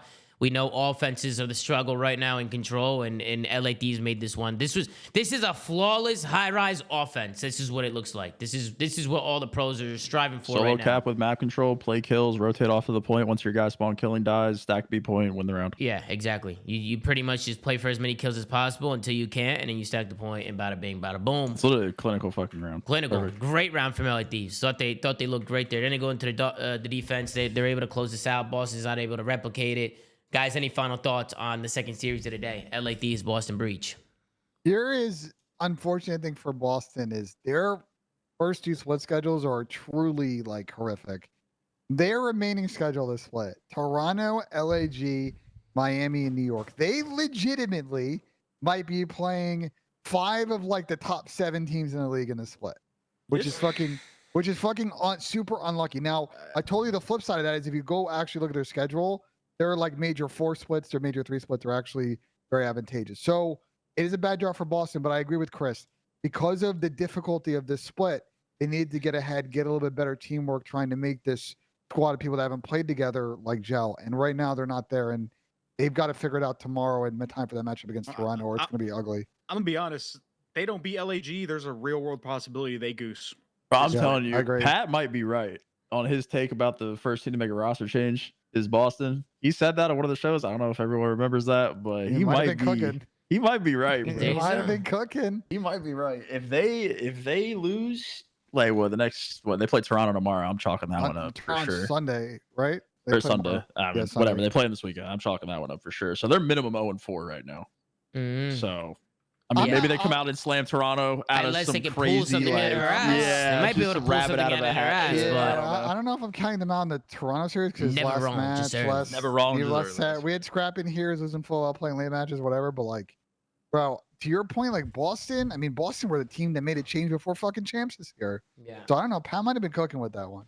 Might have been cooking. All right. Somewhere, Go I was ahead, gonna say, Chris. somewhere out there in Europe, Beans is literally coming out the cut, literally doing this. You guys remember that video that they had mid-season where Beans comes out and he's just like, Yeah. Beans is fucking locked and loaded and ready to go. I mean, look, I know P Dog hasn't played well at all in these series, and like I think Preston definitely needs to figure out how to get a few more kills. But Nah, the This is- deads. Nah, that's hilarious. but this has been the Boston problem pretty much the entire length of this franchise. Has been the CDL, just the like chemistry between AR and sub players. They've never figured it out across all 3 game modes. That's good. Never figured it out. Awful. All right, let's hop in. They're all spamming dead. I love it, dude. I love it. Let's hop into the next series of the day. This was the banger. This is the one everybody was been waiting for. We got Optic Texas going up against the Seattle Surge. We got a Skid Row hardpoint, Karachi S&D, Karachi Control, Terminal hardpoint, and a this is a high rise fucking map set. search and destroy. This is what I like to call This is a map set. fucking map set, Sam. Sam, I'll let you kick it off. Anything on the vetoes, guys? Anything that you guys see? Anything that surprises you? Not really. I think Optic is pretty good on invasion hardpoint. I'm not surprised to see the veto there. Other than that, the terminal hardpoint sneaking in was a little weird from Optic, I think. Maybe they're just not comfortable on sub base. They want to eliminate the randomness because terminal hardpoint was Seattle's bread and butter. I'm not going to spoil anything. Do you think, but... Sam, that you think that Seattle might have tried to? So Optic was Team A, and they picked Skid Row. And they let Seattle pick Terminal on them so that Optic knew they would get bad side and maybe thought, play a little like mind games here. Because we were talking before going this, we're like, I don't know about the Terminal score up. Seattle's 4-0 on it. Optic gets it down in S&D, but I think Optic might have countered sort of the big brain kind of thought process for Seattle here.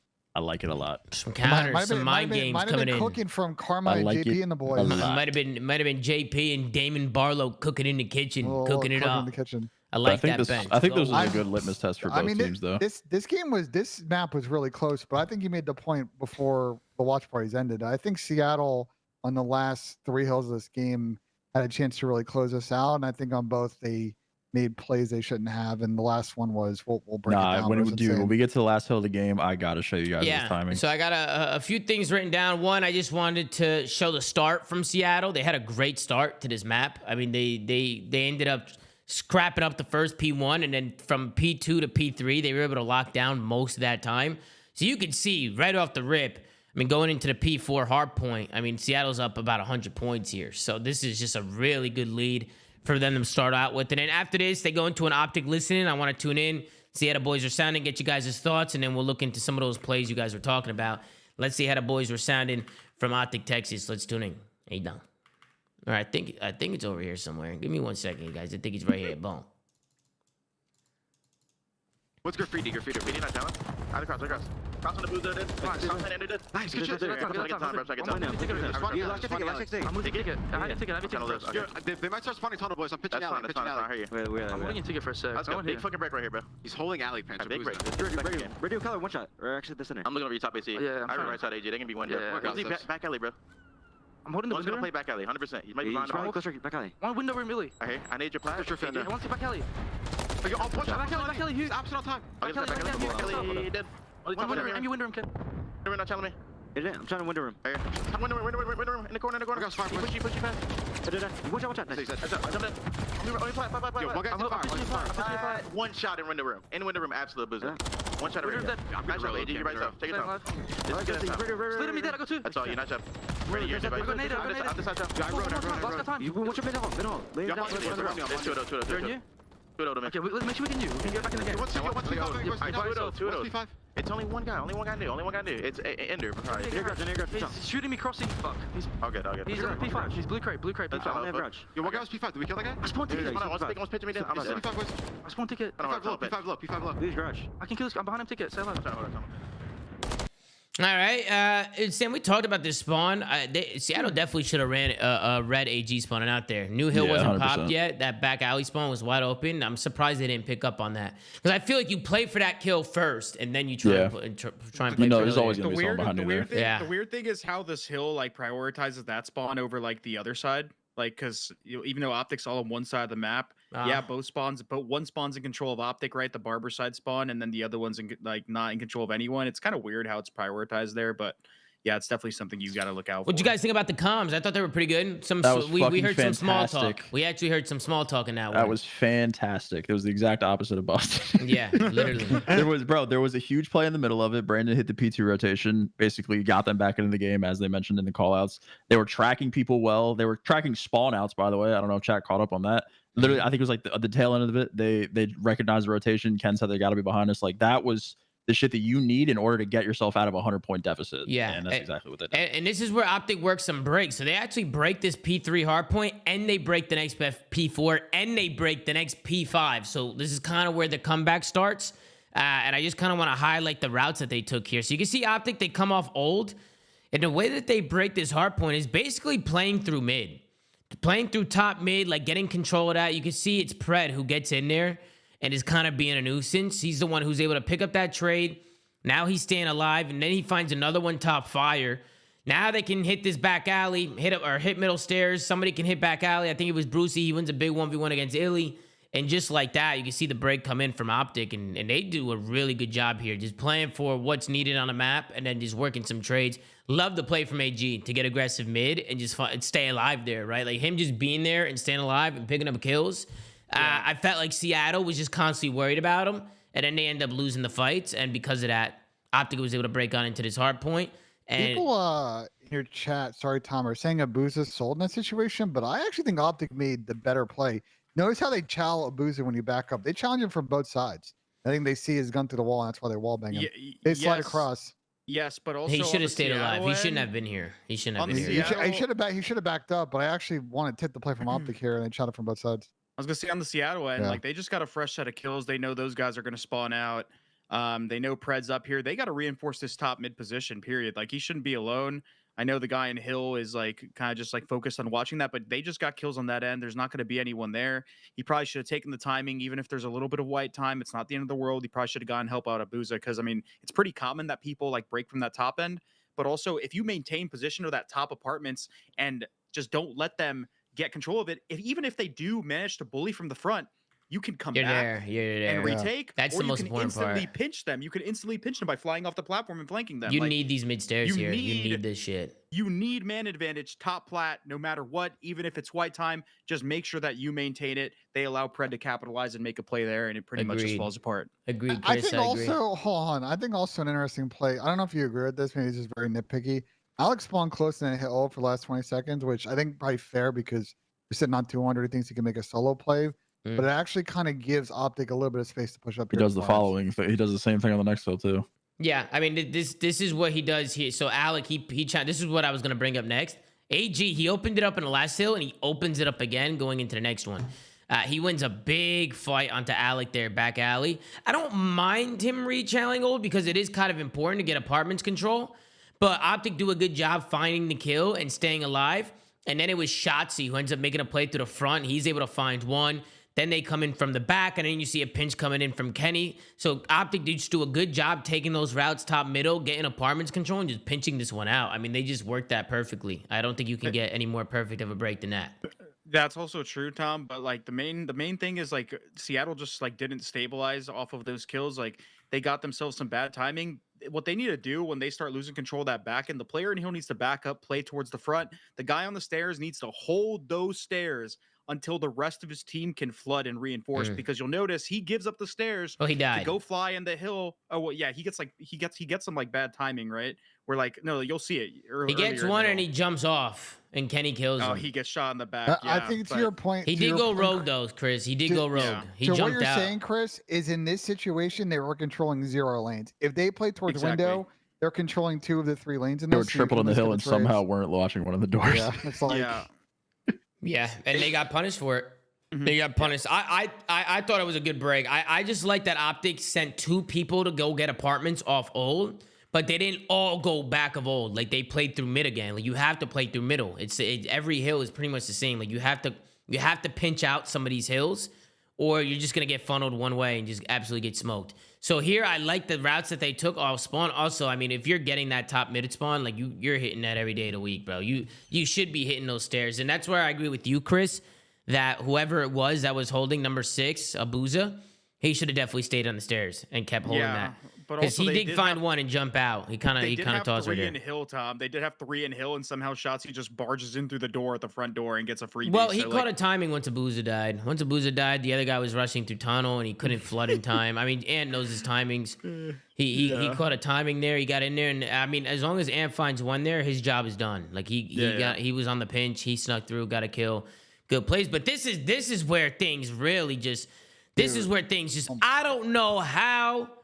Kenny Look at the did timing. this, No, bro. Back up, because the timing is insane. 0.25 it when Ken crosses the chain link fence, and look at Abuza, bro. It is unbelievable the timing that this guy gets. Looked like he looked at him. Looked like he was looking at him. So he can see through the fence right now. Like he's looking at the cross, and as he turns to pick up like whatever the fuck, or just turn around again after repositioning, Ken's already across. Like that literal fucking like steel thing in the fence completely covers Ken. That's on him. No, that's on Abuza. No. Oh no, I understand, but it's just an insane time. Wait, but also, what is Ender doing? I think Ender's trying to pick up the guy coming from old. He just got but he can do it from the top. He literally gets that kill and then just comes down the stairs, and like he also catches. Look at Ender's arrow, and then look at Kenny's. Like again, if you want to slow down twice, look, he's looking at this shit.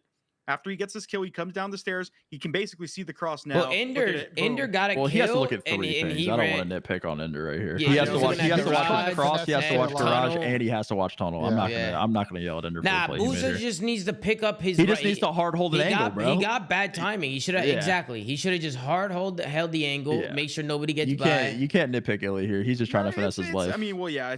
Either way, like it's. Man, and Kenny just hits shots too. Not only does he take the Ken route, called game, bro. but he hits some shots as well. Ender's in the biggest gambling situation of all time. He kills a guy fucking garage. He knows there's a guy coming tunnel. His teammates fucking died. He's just like he's tweaking, trying to get one. But like if you're a Boozy, you gotta watch. You gotta watch something to help your teammate out. And he ended up getting nothing. And now you got AG in his favorite spot, top middle. I mean, that's where AG he loves that shit, bro. He loves it. And you can see this is kind of how I think we're able to close it out. I mean, first and foremost, got to show some love to Kenny, because time and time again so far this season, Kenny has been that guy just making a big impactful play when you need him most. And Sam, I see you shaking your head. You played with this guy before. I've played against him. I know how I'm good not going to sit here and glaze Ken anymore. Y'all already know in the offseason I was saying what I was going to say. Don't fucking cap. I was saying what I said in the offseason. I'm just going to stand on it. You know, it's crazy. All these Optic fans should have done this. Should have done this. You got to stand on fucking bases. You got JP Krez in the chat. I mean, phenomenal plays from Kenny. He won him that game with that play. And maybe a little bit of a misplay there from Abuza. He gave himself bad timing. Definitely a misplay there from Abuza. Yeah, he gave himself Seattle bad threw the timing fuck there. out of it, but good map. Yeah, they threw the fuck out of that. Good map. Good way to open it up. Any final thoughts, Ben, Chris, on a series? On that map, you mean? Sorry, on a map? I think we need one person who has stepped up for Optic the last 2 series is AG. I felt like AG, his intro, his starting series for Optic wasn't that great. The last 2, and especially this series, I think he was a huge factor in the slaying, and that gives space for Ant to do his best. And we saw it on that. You know, Ant had that crazy break on the Barber Hill, like. And everybody from Optic contributing right now, which is what you want if you're an Optic fan. I was gonna say when it comes to AG, it's just a matter of time. Like the guy's been unreal the last 2 seasons. He got off to a late start in this game. Like he wasn't even in the States for a while. Other people were pretty much grinding the game every single day, and he obviously couldn't play as much as everybody else. So I mean, for him, it's just a matter of time. But I think this series, at least for now, against Seattle, is just a testament as to why Optic picked these 2 players up. Like Kenny literally has been phenomenal. For Optic in both these series, and AG stepped up massively, while the other 2 are, they're still doing fine, but I mean they've definitely taken a backseat for now. I mean, we'll watch Dashy's backseat here in a minute on this one. Yeah, I mean we'll watch the backseat round on this one. Was nuts. Let's get into the S&D. I want to talk about this play here from AG off the rip. Yeah. What was he thinking? Wait, hold on, back it up. Because we need to explain how Seattle kept getting these fucking same situations. We started seeing Optic kind of play this. Their last Karachi they played, but essentially what they do to counter what is a really difficult B post plan is they get a pitch play and they just trap these guys at B, and they have fucking like nowhere to go. And like there's obviously plays now that like watching the ball back that I think you can make on offense here to try and get out of this. But bro, they just hem these guys in. Like look where the 2 guys on B, like they can't go fucking anywhere. And I know they have a guy in red. They're worried about the A play. That's what number 6 is doing. But bro, this setup from Optic, I really want to tip because they're countering what is a very difficult bomb to retake if they get this bomb. Well, down. it would have been even better if AG just stayed alive chicken coop and just he did kinda toss. He did kinda just toss. kept checking bomb and just denied I bomb just don't play. think he was expecting to. I think I mean, number one, shot at the guy top bridge, so AG was probably just red dot chasing a little bit. I just don't think he was expecting 2 people to be there. My point is Yeah. they went back to this bread and butter play like multiple times on defense, and it was very successful at the end of this map. Yeah. AG there, maybe a little bit of a misplay. Good play from Seattle. They get on the board early. They go up 1-0. Then this next round is a great retake from Seattle. You can see Optic. They end up getting that bomb over there towards A side. AG, he does pick up that first blood. And then you can kind of see how it just falls apart for Optic here. 3v4, bomb down, and Seattle are still able to clutch this one up. See where it starts from. It starts with some smoke. Yeah. It's the smoke that brings him out. So the smoke comes out. I don't know who threw the smoke. It was I think it was either Alec or Illy, one of them. Alec hops the bomb for a split second, so he gets Shotzi to run at him and force him to run through the smoke. And I think honestly it was just a smoke that just brought all the Optic players out. Illy picked up a few kills there too. Good plays coming in from Illy. But good plays from Seattle. Save the smoke, drop it on the site, and then just try and make it mixy. I mean, that's really all you can do, right? In a situation like this where you're down a man and the bomb's down. I like how they didn't really wait and they just made a play instantly and they were decisive and did what they had to do. It was a good play. I think something that things will or players should definitely pick up on is wait, on this Ant game, threw that smoke? Oh, Ant threw that? That was a terrible smoke if he threw that. I was going to say double emergency meeting. No. Oh, he did throw the smoke. Look, he threw the smoke. saw it, Nah, man, he's bro. trolling. He's trolling throwing that smoke. He's trolling. No, there's 2. Is there not 2? Is that the same smoke? no, that's his smoke. That's Is his that his smoke. No, smoke? look, Sam, I look. saw Ant vent, bro. Sam, right there. Boom. It's Emergency 4K. meeting. Look, boom. Emergency meeting. Emergency meeting, bro. Emergency flank. It was I Ant who saw threw the Ant on smoke. cams, bro. Now, don't like this. Definitely don't think they should smoke out their line of sight to the bomb. I guess I see what Ant's trying to do. Just smoke it out, run through it, and shoot him off bomb. But it was a good play from Seattle to hop off. Like, Alec hops off the bomb. He read the push, and Illy was able to get the kill. So good plays coming in from Illy. Watch his back there. And now, at this point, all the Optic guys are forced to chow. They have no choice. They have to. They don't know if somebody's on the bomb or not. They're all jumping out. Good play. Seattle, they go up 2-0. I don't know if I just noticed something, but I'm pretty sure on this game, like the stretch length is like non-existent. It's and on not. top You of can't that, stretch at all in this shit. and on top of that, in this game, and I think Craig this is denies something streaks that right here. I think this is something that the developers could do, and that would probably make the game a little bit better because I think right there, Shotzi could have easily just shot the icon and he would have got the kill. But I feel like that shouldn't even be a thing in this game. It should say defend whatever like you planted at, and the icon should be right above the actual like bomb, not like where you planted, because it would make scenarios like that a little bit harder to just like shoot an icon. You know what I mean? No, you kind of spit the facts, Loki. He So- could have just shot the icon right there. So this is where the momentum completely switches. We got Big Brucey, who's left in a 1v3 situation. Let's go to the live comms and go into a listen in here. Keep this 100% at 100. And looking good so far. 2v1 now. Dashy last up. Full health though. Chance to make a play. Next guy drops. Dashy 1v1. Versili, former teammate. Ah! Just gunned to sleep. And Dashy with the 1v3. That was From the disgusting. logo. That was disgusting. That was actually That's the disgusting. logo. I mean, he just 1v3'd him in 10 seconds. I mean, that was just terrible plays from Dashy. Great plays. He ends up redirecting after the first kill, catches a boozer with his pants down. That's the craziest red dot chase I have ever seen. Yeah, crazy red That's dot chase nuts. there. Illy, he ends up getting taken down with that gunfight win. I mean, that is just insane plays from Bruce because after that happened, guys, Optic won 5 straight rounds. 5 straight. I'm not. After that, I felt like that was just a swing. I don't know why AG shot right here. By the way, he was making the play. He shot right there. He got taken out. But what did you guys think about Brucey's 1v3? I thought it was great. But I disgusting. thought That's it a was backseat. great. He's got a backseat this year. And Tom, look again what I was talking about with the way the Optic plays these defenses. They get the pick, they push out the other team spawn, hem them in bridge. Then they're like, fuck, I can't plant because I don't know if I'm gonna get pinched. I Yeah. don't know if the guys are gonna bang me from their fucking spawn. Hey. Bada bing, bada bing, great defense. What'd you say?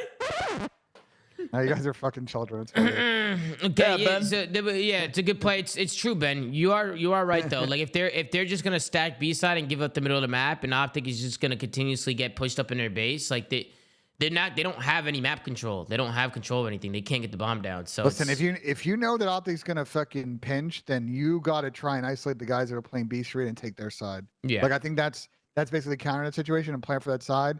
And it doesn't matter they took your fucking spawn where you're in a defensive setup in their spawn. So These maps are these rounds too after That's that gonna be hard. 1v3. It's gonna be hard to plant that way, though. I agree with you, Chris. These rounds after the 1v3 aren't even close. And look at AG just making the play through the smoke here in round number 7. He almost turned on that guy right there. That would have been insane if he got that final kill. Definitely a TikTok clip. A TikTok, whatever you want to call it. Shout out to Tiff. She's doing a phenomenal job running things over there in the TikTok. But great plays from AG. Picks up a 2-piece through the smoke. Seattle, they try to get that bomb down right away.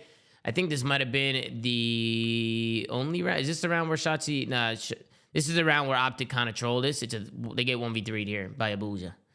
And they end up going into another round. Let's tune in. Actually, let's watch this 1v3 here from Abuza real quick and see how he was able to do it.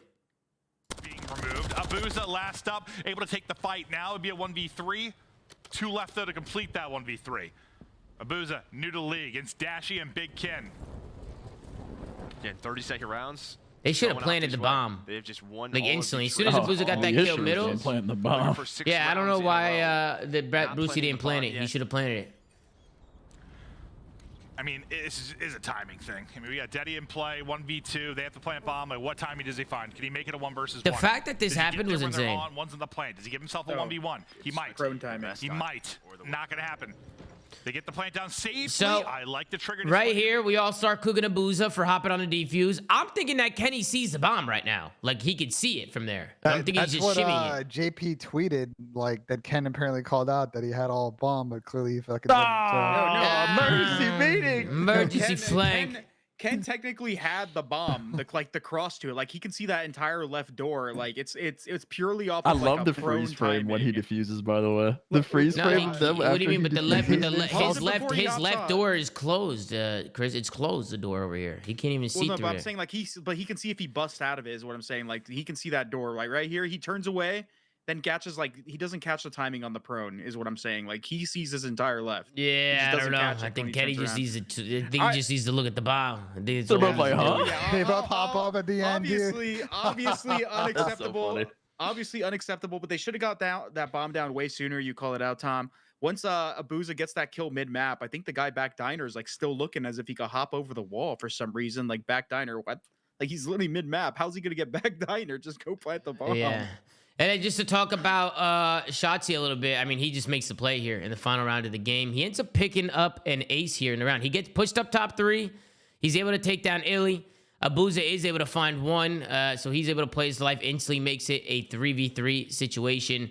And then I love the plays here from Ant. He just smokes out the bomb site, but instead of running backwards, he runs forward. And he just gets control of their chicken coop. He ends up laying down here for like a few seconds, just to sporadically, every once in a while, just checking that bomb site. And they couldn't really do anything here. Seattle lost Ant, and they had no idea where he went. And they couldn't go for that bomb plan until they found him. And Ant just did a great job just keeping control of this, constantly getting him off bomb. This is going to be his third of the round here. He didn't see him off bomb initially. Alec gets it down. Bada bing, bada boom. Shotzi with 3. Last one up is going to be Abuza. And honestly, thought Abuza could have clutched this here. A lot of people were cooking him Abuza for sprinting here. But I think Abuza just didn't know if Shotzi ran onto the bomb or not. So he started sprinting here. You can see Abuza, he gives up that pre-aim. He starts to sprint. Ant does a good job chasing on the kill. He picks up the ace in the final round. Take a look at the final scoreboard. Gentlemen, any final thoughts on a map number 2? Thought Brucey's 1v3 clutch kind of swapped that momentum, and Optic ran with it. Just no counters for Seattle on offense. They really didn't change their strategy by the end of the map for the aggression Optic was doing. I thought it was a mistake. I'm gonna be honest, they just kept letting individual play be made on them like every single time. Like I kept watching Pred sprint through smoke, Shotzi finesse around the smokes, like Optic doing a great job utilizing those smokes to their advantage. They had no answer for dealing with some of their SMG players, like defending these bomb sites. I believe Pred also got 2 first bloods in the middle of the map, so that like usual sub presence middle map Karachi S&D AG was winning it. Yeah. Yep. That's going to do it for map number 2. And then we go into the map number 3, which ends up being a Karachi control. Ant's been doing this all day long. He loves to push through red and push out this dumpster and try and make a play here. But as we talked about in the watch party, getting this 8 point, same with kind of invasion, right? Like this is just one of those points that's very, very difficult to hold on defense. I feel like for the most part, a lot of teams are just chalking up that point, holding on to their setups and just rotating over to that B side and trying to hold that one down. And Sam, we talked about this in the watch party, but you can see on the minimap now, just constantly getting pushed up there by Field. He does go down there, but staying alive there does push back those spawns, and it's pretty easy to get teams into some spawn trap blenders on Karachi if you do it right. Yeah, I think this map, like this map is a lot of spawn trapping, but I actually don't like. We've watched, I don't know, 6-7 Karachis at this point. Like the meta for this map is genuinely just giving up A. Maybe you throw like a half-assed hit at it if you're on defense, but I actually don't like that, because when you played on previous maps, I think about like Berlin or just maps that you generally have a chalk point, quote unquote, like Gridlock years and years ago. Yeah. If the teams that got really good on that map could successfully defend the quote unquote chalk points, they were unbeatable on those maps. Yeah. Because a lot of the people, like when they hop A on Karachi, it's like, ah, fuck it, we'll just play B. But the thing is, you're giving yourself such a small margin for error when you're maintaining 1 point that there are a lot of situations where they're stacked triple, we're spawning back alley, the round's over. Whereas like if you throw a couple of lives at A, maybe you get a stop, it's like a small trade-off there. There's a lot of situations where throwing those couple of lives away can end up winning you rounds. Yeah. So we'll probably see the meta evolve on this map going forward. I think people will get better at stopping A, but as of this point, I don't really like the way the teams are playing their defenses. Granted, they're clutching up and holding, but I think that going forward, it could change. So one thing I want to know, this is the offense that Seattle was able to take to get them the W for this map. Rest of the rounds are defensive wins, and like we say, control. If any team could take that offense, it's going to set you up for success. But take a look here at the route here from Illy, and take a look how deep he takes this route. So he's in chicken coop right now, and he's going to go all the way around the left side of the map, and he's going to wrap all the way around their spawn, through back alley, through dumpster, and he's going to be the one to open things up. Now, I don't believe they end up getting the cap here, but it shows you that the little things that a player can make, the simple routes, the long routes, we like to call them, can win you games. And you see Ender, he's able to find 2 from that route that he took. He gets pushed up. Seattle, they're able to get onto this point. And I'm thinking they might even win it here. But Optic, they do a good job retaking this site. I'm not even too sure what happened because Abuza finds 1. It was Shotzi and Kenny who somehow find kills. Shotzi got a 2-piece through back alley. I'm not even sure how he was able to do that. The guy on the alley, I think Hook was jumping over the dumpster and died. I'm not even going to lie. Yeah, he might have trolled. He might have trolled there. But then, real quick, Chris, and then as we fast forward it here on the offense, take a look at Kyler.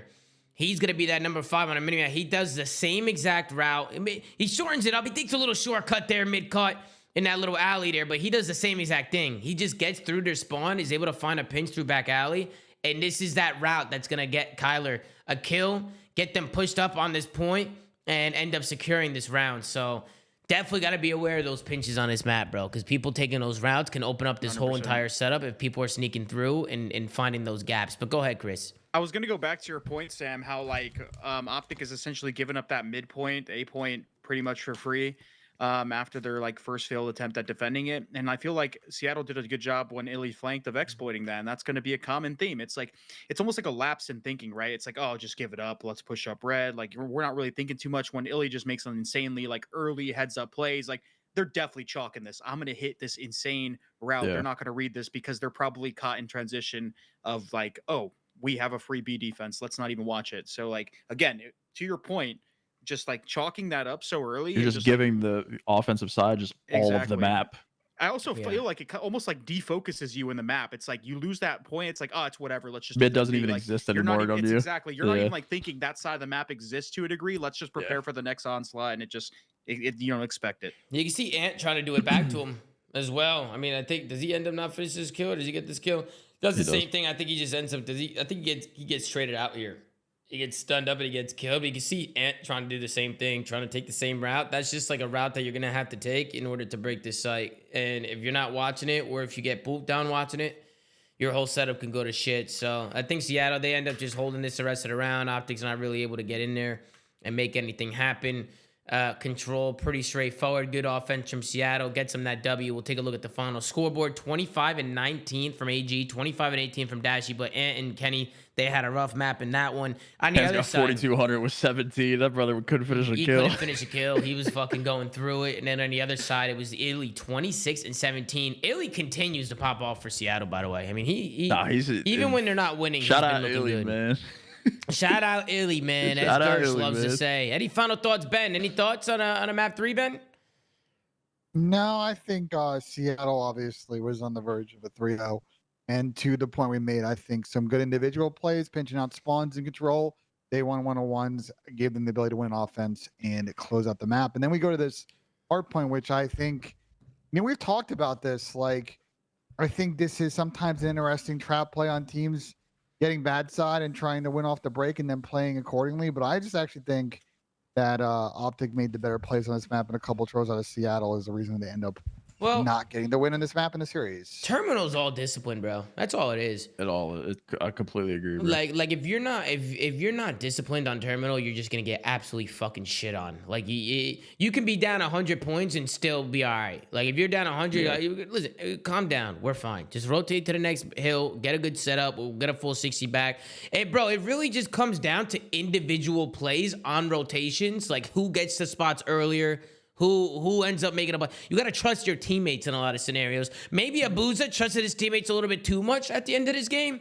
We'll obviously talk about that play when we get there. I think Abuza rotated at like 50 seconds or some shit. I can't believe Kyler challenged this. I cannot believe the way that Kyler was challenged. Yeah, that was an insane child. That was an insane child right there. The Seattle salesman came out on this map, bro. There was a couple of... This was one of the worst, like, fundamental hard points we've seen this year. There was some moments that I was fucking tweaking. You think some of the chows are bad? It's going to get worse if you've played the new terminal spawns. Oh, yeah, I've seen a couple clips of those. This map's only going to get worse after the holidays, bro.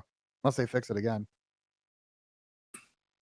My dog, he's squaring up with the cat outside. So my neighbor has a cat, fucking ego and he climbs on the fence and looks at Gizmo from the window, and Gizmo just starts tweaking, bro. He starts squaring up through the window. But yeah, so we go over to this hard point. Brucey, he was able to try and get in there. We got one guy back security, but it was Bruce who was able to get into Burger and try and lock down some of this time. If I remember correctly, I'm pretty sure Optic locked down a lot of time here on Burger. This was pretty insane timing here from the guy pinching. It was Hook. He didn't see the guy behind the column, but they get 2 dead, and look at Bruce here. He finds 1, and then it's AG who somehow is able to find 2 and keep Bruce alive. So good plays coming in from Optic to hold this Burger rotation. And then if you're Seattle, it's the same thing. It's like just hold the dream spawn, do whatever you got to do. But Kenny, he makes the play. He ends up finding a couple kills here. He gets into book. Good shots from him. Sam, take it away. Let me get this fucking dog.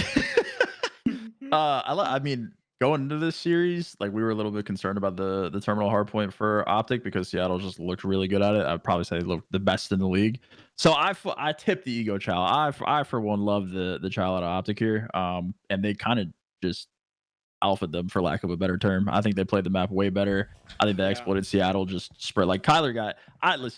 I respect the gunny. I respect the timings of the plays, but there were a lot of situations in this game where the sprints came into play, and they handled them. If you do it on this map specifically, to Tom's point at the beginning about discipline, like if you're throwing away freebies on rotations or on holds, like you're not winning this map. Period. Yeah, agreed. I feel like earlier, the first couple of times they played it was playing into their strong suit. We were talking about how Kyler's the only person that probably runs a full-time sub on this map. Yeah. And it was benefiting them, but I think this time around, I think Optic caught wind of how they like to play it, and they were able to get a lot of like picks, even when I feel like Seattle had the rotation advantage. Like here's another example right here. Kyler just fucking squaring. Exactly. I don't know why. Cautious, hold a corner. At this point, you might as well just play a corner here, bro. I mean, he picked up the AR and he was he gets one. His teammates are still coming off a dream spawn. Like they'll slide across and they'll give him info, but like he should play his life. It's just a tough competitor with a sub. I'm beating a dead horse at this point. You guys have probably heard me on the show talk about it over and over again. But the way to win this P1 to P2 is to sprint. And I like to play out of here. Abuza, great off angle. We love our off angles here. But I think if Optic was a little bit quicker, they probably could have taken a little bit more real estate there. But if you're throwing away a freebie in a situation where they want to run at you, you're not winning. Yeah, agreed. You can see Optic, they try pushing through the back. They do get a little bit of this scrap time here. Wait, is this the Shotzi finesse? Bro, I got a tip. Kyler got crazy timing back up. Like, cause he was jetway and then he gets caught backing up and like has to turn around and gets in a back gunfight. And then it absolutely puts this motherfucker on skates in the hill too. Well, Abuza finds 1. I mean, he found 1, and then AG came in for the trade. It was Illy who got boo-bopped by Kenny. He got boo-bopped.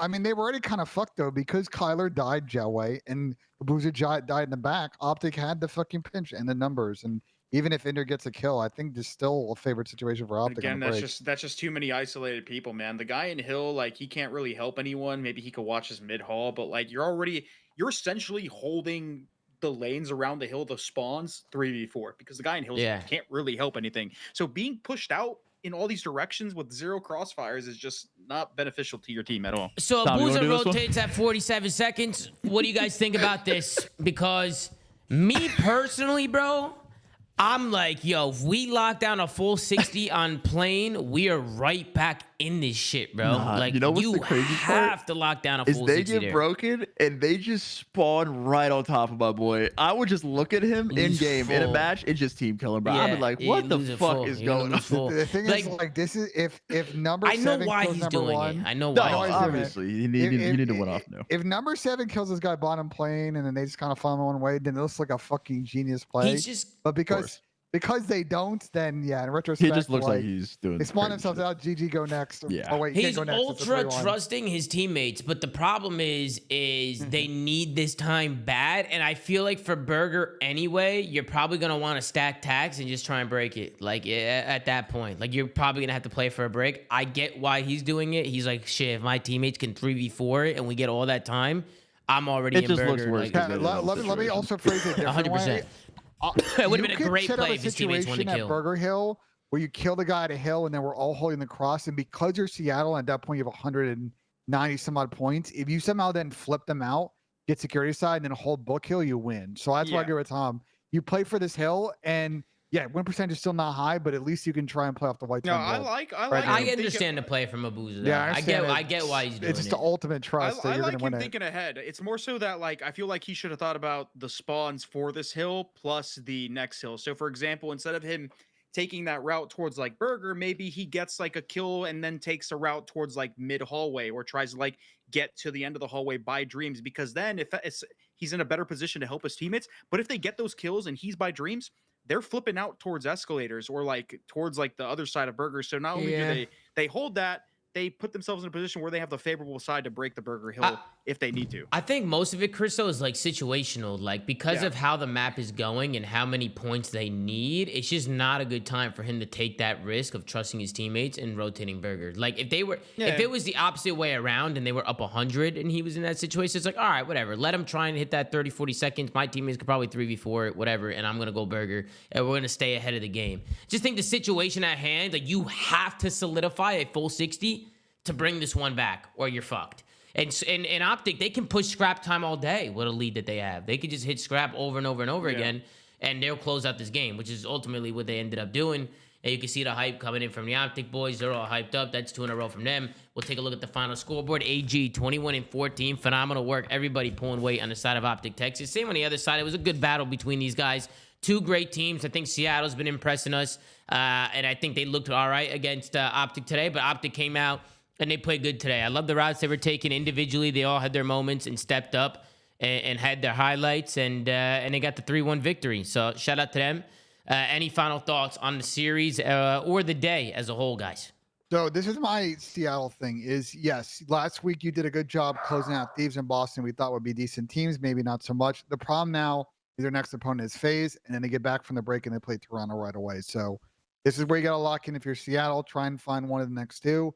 And be feeling good going into Major 1. If not, they might be, on a 3-game L streak, and they've got Heretics coming up next, who definitely look serviceable, and then Minnesota to try and get a good spot in winners. We'll see how this goes.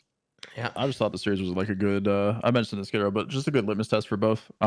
Seattle, we thought were playing relatively strong opponents early. They went 2-0. They just beat who they should have with LAT and Boston right now. And then on the flip side with Optic, since we had Seattle so highly, they played New York close. They beat the shit out of Minnesota. So I think that this was a really good win for Optic, good momentum booster. And for Seattle, to your point, Ben, I think they lost 2 of the maps pretty handily, the 150 to 250, then the 6-2 or 6-3. Going forward, I don't want to put them, because I think they're better than Miami, but I'm going to view their team the same way as long as they continue to beat the teams that they're supposed to and play spoiler to the top 4.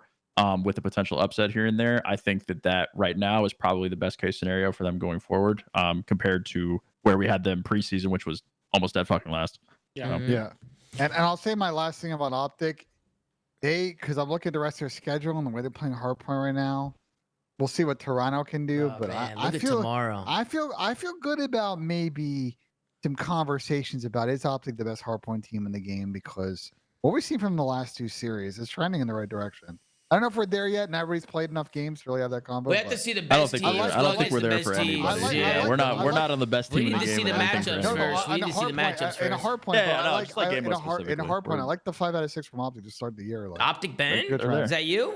Optic bench. I give flowers when there's flowers. No, I agree. I just, Yeah. for me, I think once we see the matchups between everybody, like the top, Yeah. mainly the top 4 teams, like whatever, Optic, FaZe, Toronto, New York, right? Like we'll start to see. But Optics definitely looked like one of the better hardpoint teams, if not the best, Ben. I agree with you. They looked really good in that game mode. They're clicking. Which, to be fair, are we surprised? Like, are we shocked that they're good at hardpoint? I mean, they have a lot of slime power on the team. And I feel like Kenny's always been a really good hardpoint player. I'm more so. Go ahead, Chris.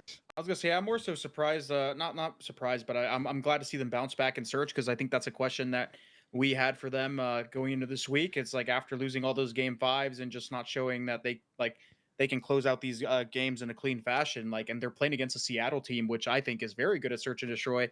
They did a great job. They beat them in that search pretty handily, and it's looking good. So I mean, they're starting to click, man. I think these guys were they were pretty late to like scrimming compared to like a couple other teams, and they're starting to show their true colors here. Yeah. The biggest thing they cleaned up in search today, I think, was defense. Because on that, even though yes, they lost 3 close searches, round 11, in a couple of those, I think defensively, especially on the high rises, they were kind of struggling. I know it's not easy map to play defense, and even on the last time we had seen them on Karachi was a little bit iffy. I like the cleanup. I like the progress for Optic. We thought they might be a slow team to kind of get it going because of the role changes, but they've got a very good opportunity to smash Carolina this weekend and go into the break 3-1 and feel pretty good. Feel pretty fucking good. All right, let's do some predictions going into tomorrow. I was looking at Donnie's tweet. He was giving Kenny some gas, saying that he's fucking gross. I know Donnie. That's and his Kenny, day one right there. So the day one's right there. But let's do some predictions. We got Minnesota Rocker going up against Miami Heretics. Personally, I am going to go with Heretics again. I'm going to go with Heretics in this one. I think Heretics have been looking really good. I've been a Heretics guy. I'm on the Vamos train. I'm going to go Heretics 3-2. Sam, who do you got? I'm gonna take Miami as well. I'm all aboard the Miami train. I think this is just Chris? another example. If they beat the team they're supposed to, then they're in a good spot. And I got the Vamos Bucks, man. Let's Miami go. Heretics are trending upwards. I'm gonna stick to my guns here, and I'm gonna say they're gonna start off the league 3-0. Ben? yeah, I agree with Miami. Rockers seemed like they're sort of a master of none team last week. Not really good in any of the game modes, and I really like the progress for Miami. So I'm hoping they don't let us down. I got them 3-1, and hopefully they don't get upset. Ben thinks Miami's or fucking Minnesota's dog shit. On to the next. That's crazy. Not what I said, but all good. New York versus the Vegas Legion. Gotta go with New York. Just feel like New York has been they're the world champs. They've been playing really good. They've been looking like one of the top teams after the first week. Vegas has had a hard time just closing series out. I think Vegas has a lot of potential. Obviously, I'm a big fan of my guy Dylan Attach over there, and a lot of those guys, Eli and those guys. He be talking to my cousin Vinny all the time, but I think over there they got a good team over there, man. They just got to figure some things out, and some of these little mistakes that they're making, they have to clean them up. I think some of it might be a comms issue, but they keep putting themselves in bad situations, man. They're having a hard time icing up. So against a team like the New York Subliners tomorrow, I got to go with New York. So I'm going to go 3-1 New York. Sam, who do you got? Same. I Chris? think you said it best, Tom. New York. Ben? Ben? You muted yourself, Chris. Unfortunately for Vegas, New York looked really good at search last week. I'm thinking, unfortunately, this is a nice late afternoon DoorDash challenge out of the New York Subliners. Oh, man. I think it's Ah, 3-0. shit. And then we got Seattle Surge going up against Atlanta FaZe. I'm going to go with my boys here over at Atlanta FaZe. I just feel like they've been looking really, really good. I feel like it's hard to bet against FaZe right now. I just feel like based on how they've been performing, how scrims have been looking, they're just going to be a really tough team to beat. Now, Seattle has had their number in the past, but that is when they had Nikki D, a.k.a. Nagola, classic, who was kind of like their kryptonite. So I don't know if they're going to be able to take care of it tomorrow. I'm going to go with Atlanta FaZe. I can see it being a good match because I do think Seattle's a very good team, so I can see it being a hard one for FaZe, and they're going to have to be locked in. So I'll go FaZe. Sam, who do you got? FaZe as well. Boring day. I think it could be an exciting series, but I think FaZe is just a step above Seattle is right now. I'm going with you guys. FaZe Sims Boring looks day. like one of the best players, if not the best player in the game right now. He's been going insane, and he's got Seattle, which I don't think is gonna stand a chance. And then go ahead, Ben. I'm gonna go with the upset here. This is the kind of series we've seen FaZe in the past, and I'm very curious how they're gonna handle the vetoes in this one. Don't tell me. They played a lot of Invasion in Karachi recently, and I don't know if they're going to get all of that in this series. So I got Seattle taking the last match. Oh man, we Seattle lost last him. map? We lost FaZe Ben. We lost Optic him. Ben fully converted. We fucking fully lost converted. this guy. We lost him. Ben J. Nassim is It's now an over. Optic believer. It's because he did. It's because we did the episode of the breakdown, Sam. He can't was loving it. believe He was it. loving He it, got bro. cheesed by the He breakdown. got I cheesed up. He forgot. got cheesed up. They dolled him up. They got him all dolled up. Forgot about Yeah. the breakdown episode, Hey, Jay man. said welcome in the chat, bro. I'm actually crying. And then we got, listen, a lot of people are saying snooze for this. I don't think it's a snooze. We got Clayster versus Scrappy to end the day. I mean, we know these guys have chirped each other on Twitter. There's some storylines, some beef going into this one. Scrappy has obviously had some choice words about Clay. Clay the same about Scrap. And I feel like both of them right now are just don't give a fuck. And they're just kind of just going through fucking the life of being a professional Call of Duty player and just talking a lot of shit and just going with the flow. So I'm excited to watch them compete tomorrow and go at it and see who's going to get that W. But unfortunately, I'm going to go with Toronto. I'm going to go Toronto 3-1. With that being said, Toronto With that being said, I think it might be a DoorDash or a Toronto 3-1. Now, I will say, I think Carolina does have a good team. They've just, to me, they were a bit shaky in the first week. But I actually do think highly of Carolina and their roster. I think they have a good team. I just think Toronto's a strong team. I don't know if they're going to be able to take care of Bezos tomorrow, but hope to see Clay and those guys over there get that W tomorrow. We'll see what happens. But I'm going to go Toronto. Sam, who do you got? I'm gonna go a little contrary here. I think Gwyn's been looking great. Toronto, we have a small sample size for them. I think God Rex is going to step it up tomorrow as well. I'm actually going to go 3-1 Toronto instead of the 3-0. Somebody said, Tom, you always say everybody has a good team. Well, I think highly of Gwyn. Like, I know God Rex has been playing well in challengers. Listen, but at the end of the day, do I think Carolina is as good as like the teams at the top, like FaZe and Optic and all the, like, no, I don't. But in terms of Tom didn't even get the joke. Listen, bro, Sam, can you stop being fucking sarcastic? Honestly, It's my bro, brand. Listen, I'm fucking tired Sorry, of it's my everybody brand. disrespecting Clayster. Clayster lives for these moments. Am I dick so He's gonna cheesing, show Chris? up- listen. He's gonna show up big.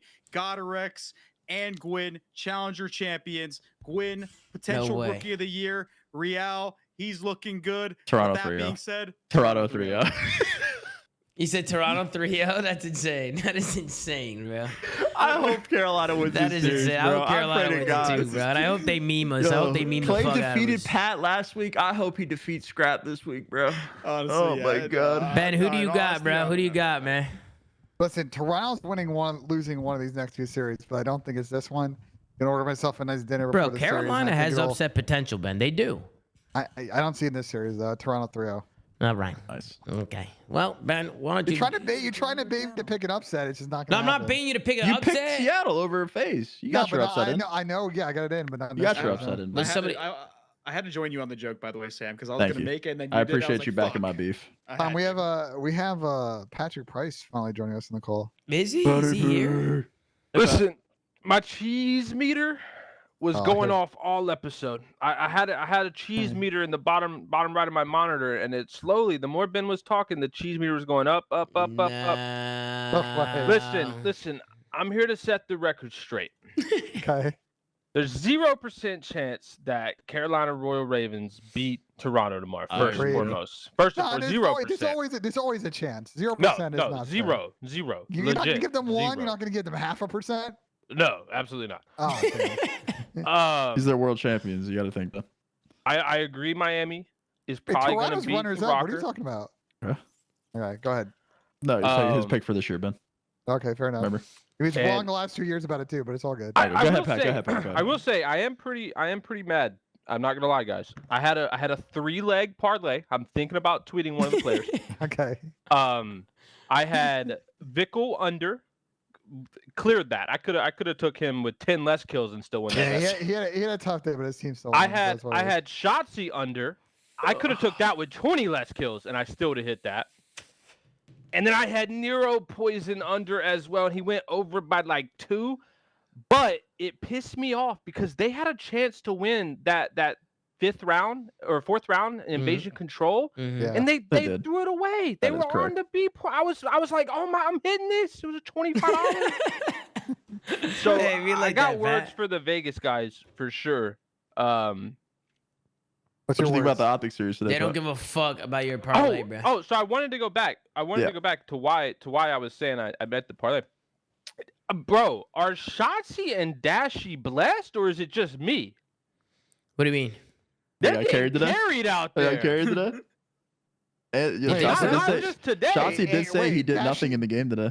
Dash had a couple like decent maps, but like he didn't need to like pop off in that way, bro. You know what I'm saying? I mean, Bruce clutched the 1v3. Yeah, they 1v3 clutch, like Optic Ben. no, but like it's facts though. Like they did a pretty like overall fairly clean series against Seattle. No, they did. All They, I'm saying is Kenny and Pred are gross, but they gotta play at a pretty high level for this Optic team to look good. That's all I'm saying. Until the other guys step up. That's just my take about it right now. I think I don't know if Kenny's you just guys Kenny's feel been similar. that guy, bro. Kenny's just Bro. been Yeah, that he's guy. been Been that different. guy. They've all been what- showing been making plays though, Pat, in Hold their on, own what- right. What They've all been KD do making you plays. think? What KD do you think Bruce had in this series? I don't know. Must- Probably what he normally does, like a little 1 point something. KD's fine. He's not getting as many engagements and kills as the other guys, but he's still playing fine. I mean, he's got KDs are irrelevant. I think the boys. Slay's got dragging speed on it, his man. I team, think like- he's dragging it. he He got is definitely dragging it. I'm see just what you're talking saying, about the my- interactions, but he just seemed interactions basically as Yeah, all- but how, all much, I'm- so how much hill time does Brandon have? Like JP said, he's got 2 Like minutes all in of the it. hill every hard point. What, Like Slayer? that, What like else all do you of want it. Big Brucey to do, bro? He's clutching 1v3s. Like he's getting 2 minutes in hill. I mean, I guess it's less on Brucey and more that my anti-Shotzi superstar Nah. narrative is coming true. I caught it. I caught it when I saw it, and it's coming true. And it is what it is. Pat Like, standing around facts on the superstar narrative, bro. I hate it. I hate it for the Optic fans. But you know, it is what it is.